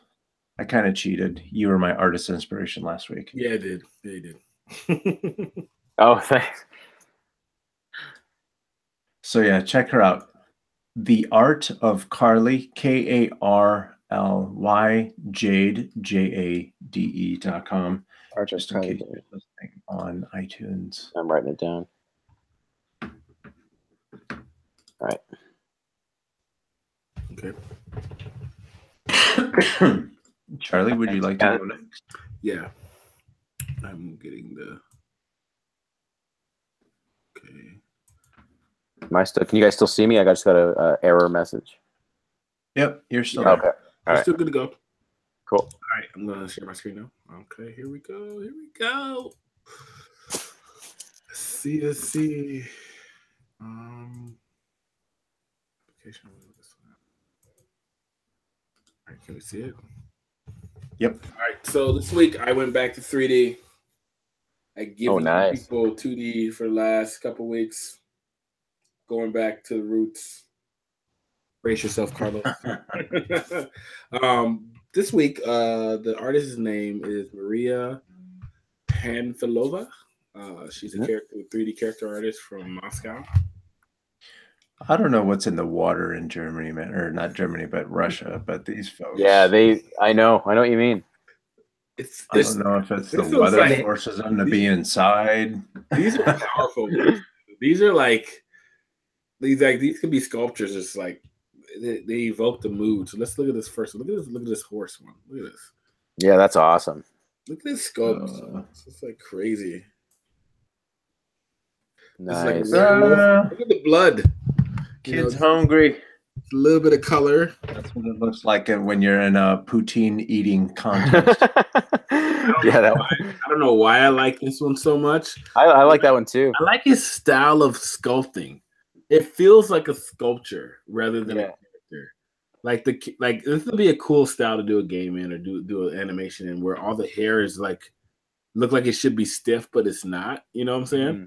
Because look at the close up of the girl's face. You know, it's very like, you know what it looks like? It looks like sophisticated version of like Caroline. You know? Oh, Coraline, yeah. Caroline, or like what's the other one? Box Troll, or or what's the other one? About the Norman like James and the Giant Peach kind of thing? Yes, yeah. Right. But like, because like the hair looks so sculpted, so like chiseled. Yeah, but it's like a clay sculpt. Right, cool. But the skin is all soft for some reason. You know, it's like contrast and like what it should be. This dog is like badass. Nice. So these are sculpts, or is it? Can you tell how they were done? Like, is it sculpture like ZBrush, or is it like? Yeah, these are ZBrush sculpts. As I can predict it a little bit. They'll say, follow her on Instagram too. She has an Instagram. Yes. Okay, she has new stuff on Instagram. Nice. So these are like ZBrush sculpts. So let's see if there's ZBrush 3D. Yeah, they're definitely ZBrush sculpts. Yeah. Nice. That one looks really cool. I'll follow her. Yes. Thank you. And then like a little troll one, which is kind of crazy. Colored. I like the use of color here. Yeah, it's cool. Look at that. Look at his stomach. He's got a gut, man. It's like been eating his poutine. He's in his 40s. Yeah, that. Like, but look at this one, like this fox one. It's like totally different concept, totally different style. Cool. There's another view of that horse. Yeah, that horse is really. Oh, look at that sketch. There you go. Just to make sure. Show you. Double There's thread, the fundamentals. Right? So I can still do the fundamentals. Yep, that's awesome. This, this is like deep Russian because like everybody posting on it is like Russian. Read it. Oh, look at that. That's cool. I like the lighting on that one. Yeah, me too. It's cold lighting. Yeah, you're right. There's something about Russians in like cool anatomy. They I don't know what it is, but they've nailed it. Like his 2D stuff looks really cool too. I don't know. Or her 2D, I should say. There's a photo of her. Yeah. Like I was gonna say, that's a photograph. There you go. A skeleton. There it is. Boom. Oh, I like that one.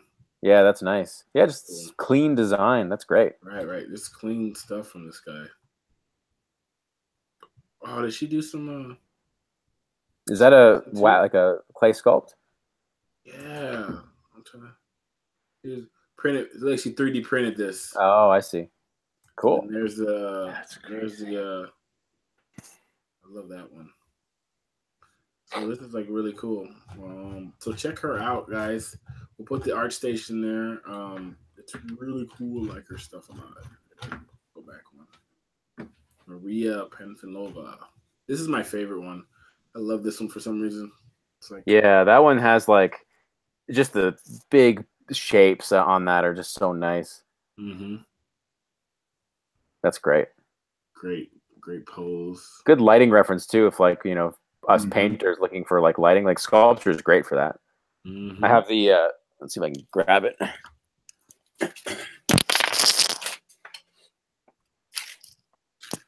This guy lives in my studio with me. Oh, it's nice. The sorrow head. I talk about it actually in the next YouTube video, but it's just the planes of the head. Mm-hmm. And sorry, everyone, that we're keeping him because right after this, he's going to be releasing that video. Yeah. And it's our fault that video is not out yet. No. Actually, no, it's not. It's not because I have a Patreon account, and part of the Patreon cool thing is they get early access. So anyone on my Patreon, they've had it since for like 7 or 8 hours now, and I'm just kind of letting that time go a little longer, and then I'll publicly release it. Cool. So it'll be probably another hour or so. I'll put it up on YouTube. Cool. Is that Anthony Hopkins? Ooh, Anthony Hopkins. Yeah. Holy crap. Mm-hmm. So good. Nice. Yeah, it's on another level. So that's mine, Maria Panfilova. I gotta get into ZBrush, man. I haven't tried it yet. Everybody yeah, man. People that can draw. Transition. So ZBrush over Mudbox. Like if I had to, like, I don't want to experiment. I just want to kind of pick one that's going to work. Is ZBrush is the one? ZBrush is the more standard one, industry standard one. Mudbox, and for you, since you're coming back into it, I don't think you really have a preference over which one. Yeah, you probably pick up Mudbox faster, but ZBrush has so many nice tools. I don't know. Oh, okay. Like the biggest thing with ZBrush is the interface is like kind of crappy in terms of like you have to get used to it. They got such a hold on the market they don't have to change it. Oh, okay. Whereas like Mudbox has more of a traditional 3D approach, and that's kind of what Weta was saying. They hated ZBrush's interface back in the day, so they made something that was more similar to Maya. Hold down Alt, middle mouse button rotates around it. Whereas ZBrush has their own interface, and they've been keep using it for years. But the sculpting technology is really good, so I would say either one. But that's cool. It's more of the standard. But if you just want to mess around, I just want to like get an app that is kind of user friendly, that kind of like a Sketchbook Pro kind of interface where you just kind of mess around quickly. Yeah, try out Mudboxing. All right. Mudbox, That's the thing about Sketchbook Pro that I love. It's so easy to get quality. It just makes sense. Super simple interface. Yeah, absolutely. Yeah, I would just say do Mudbox. You like it. All right, I'll Just check to it mess out. around with it, see what you It's only $10 a month. Yeah, I know. $80 a And look at year. that. It's all coming full circle. I will definitely check that out because I love sculpting. I've got clay. I got clay Oh, you sitting know what you here. could do? I just thought about this. What? If you didn't want to do Mudbox, you want to do another one that's for free. The technology I talked about earlier, you can download Pixelogic Sculptures, which is their free version. And that has the same dynamic subdivision thing where you just basically start with a sphere and just keep pulling it out infinitely. Do that. Do Sculptures. Sculptures will be easy. Okay. I'll write it down. That one's cool. They just updated it, enhanced it, and put it in ZBrush. But like Sculptures is like, that'd be good. That's a Rails one. Marco, is there anyone that that you'd like to point out for artist inspiration that we should maybe take a look at? Well, I mean, obviously, I have tons of artists I look up to. I'm just looking at my Instagram here. I'm just going to scroll through it to see if anyone pops up. Actually, there was one we talked about watercolor a lot. Let me see if I can get the guy's name. He's already really popular, so this might not be new to anyone, but let me just search him. Yeah, okay. If you guys search Nick Vrunge, so Nick Nick Vrunge on Instagram. He's a watercolor painter. Just phenomenal phenomenal watercolor portraits that totally capture all the stuff we've been talking about like rendering versus expression versus accuracy. You guys can check him out and put him on the screen if possible. I mean, the dude's already got 104,000 followers, so a lot of people know about him. And ready for the kicker? He's younger than all of us. Yeah, that makes sense. Did you find it, Carlos? Yeah. Okay. Let's see.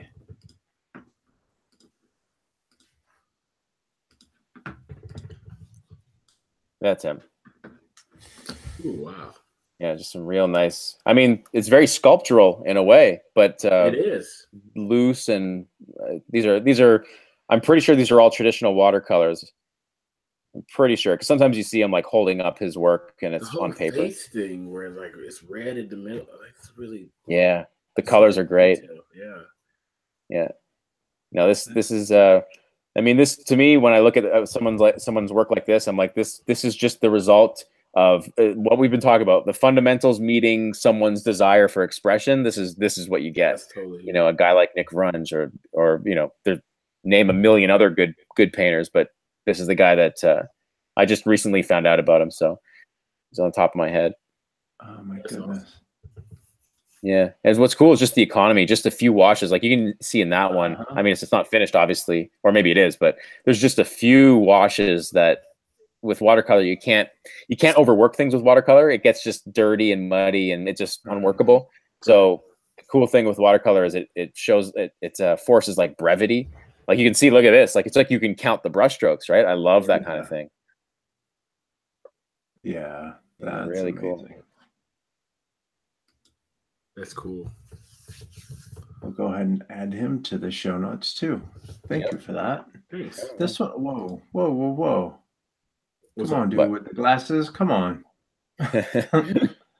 Like it's easy to have a face, but then you start tossing in some cool stuff like glasses. You're like, whoa, okay. Yeah. Maybe that one was worked out in pencil ahead of time. I'm not sure. Yeah. Because with watercolor, you got to preserve the lights. Like if you want white, you just can't put paint there. That's how watercolor works. You can only go darker. Yeah. So, I mean, you can use gouache and, get away with it that way too, but it's not the same. Yeah. Amazing. It's really good. Yeah. Nick, I mean, the internet's great though. There's so much good art out there. Yeah. That's the cool thing about like that's not watercolor. Social media in general.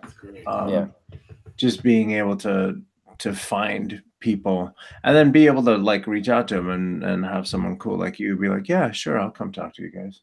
Like, yeah, well, likewise. Meeting you guys today has been awesome. On my end as well. Mm-hmm. And it's cool to talk shop 3D a little bit, Carlos. Charlie, sorry, bringing back to my my roots. Yeah, that was awesome. That was a nice surprise. Yeah. That's cool.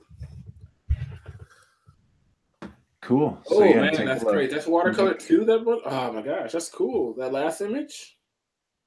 That wasn't. No, oh, that one. That's all. That's all. Oil. Yeah. But still. Like a blue light to it. Standing. I love if you go. Oh, cool. Go up a bit, Carlos. Scroll up a little bit. I'll tell you when to stop. A little bit more.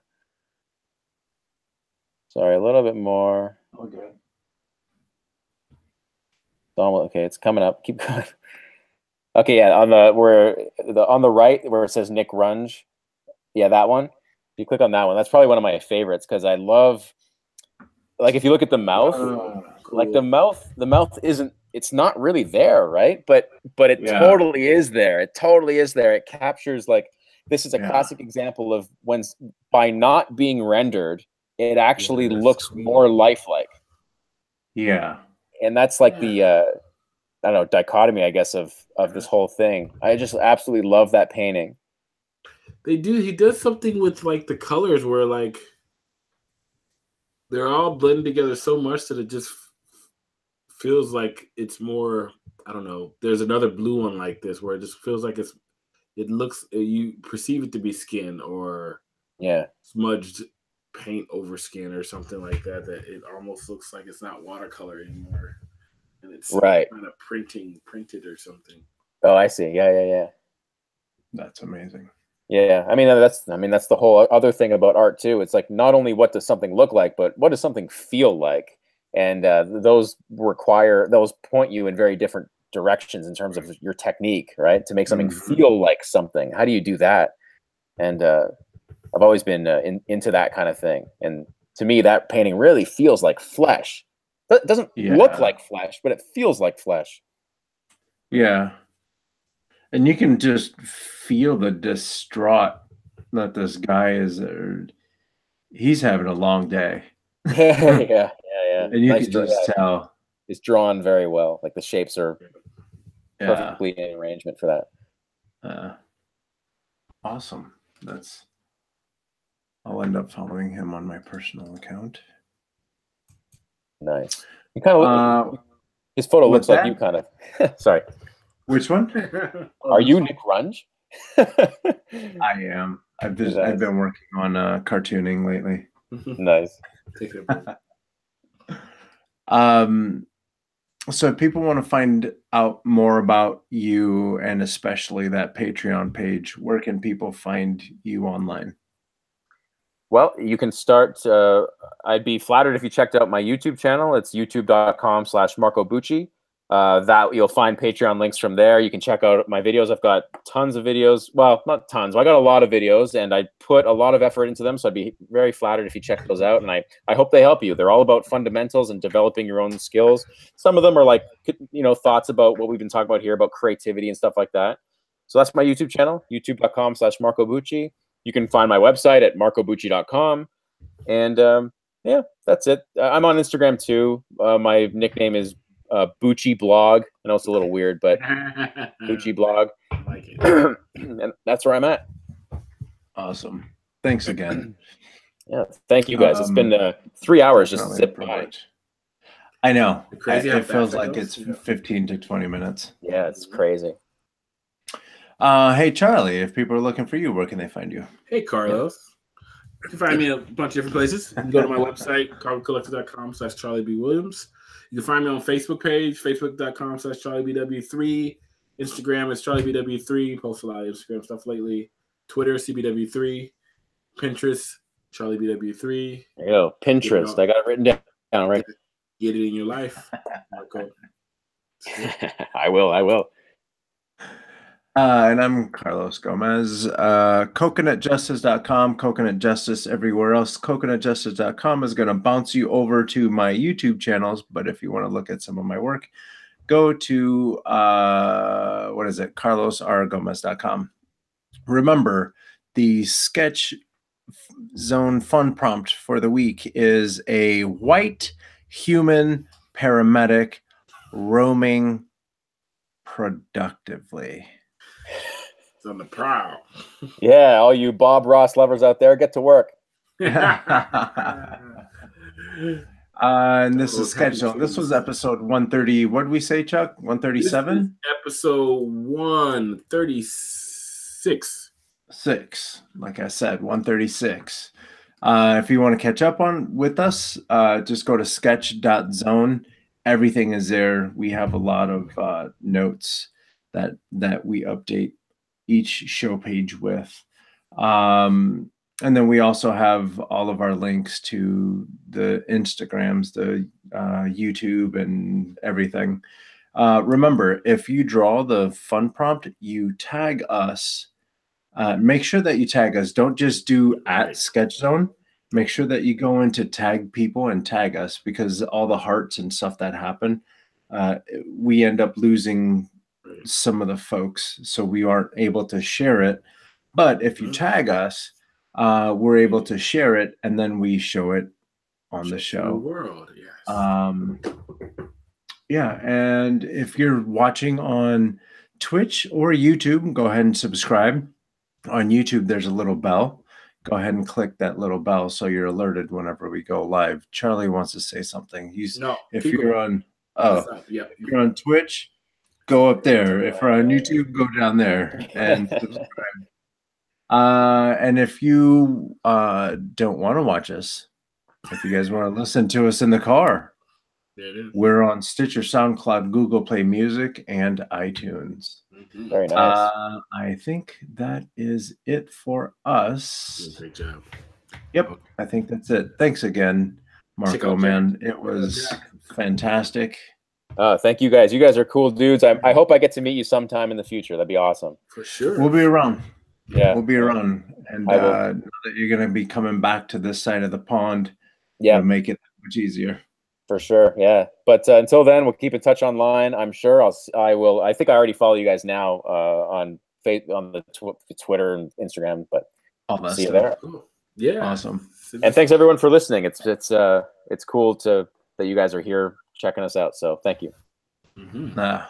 Oh, and Charlie just reminded me, Jack Kasperzak is sketchbookjack.com, sketchbookjack everywhere else. See all of you guys and Jack next week. Yep. See you guys later. Yeah, guys.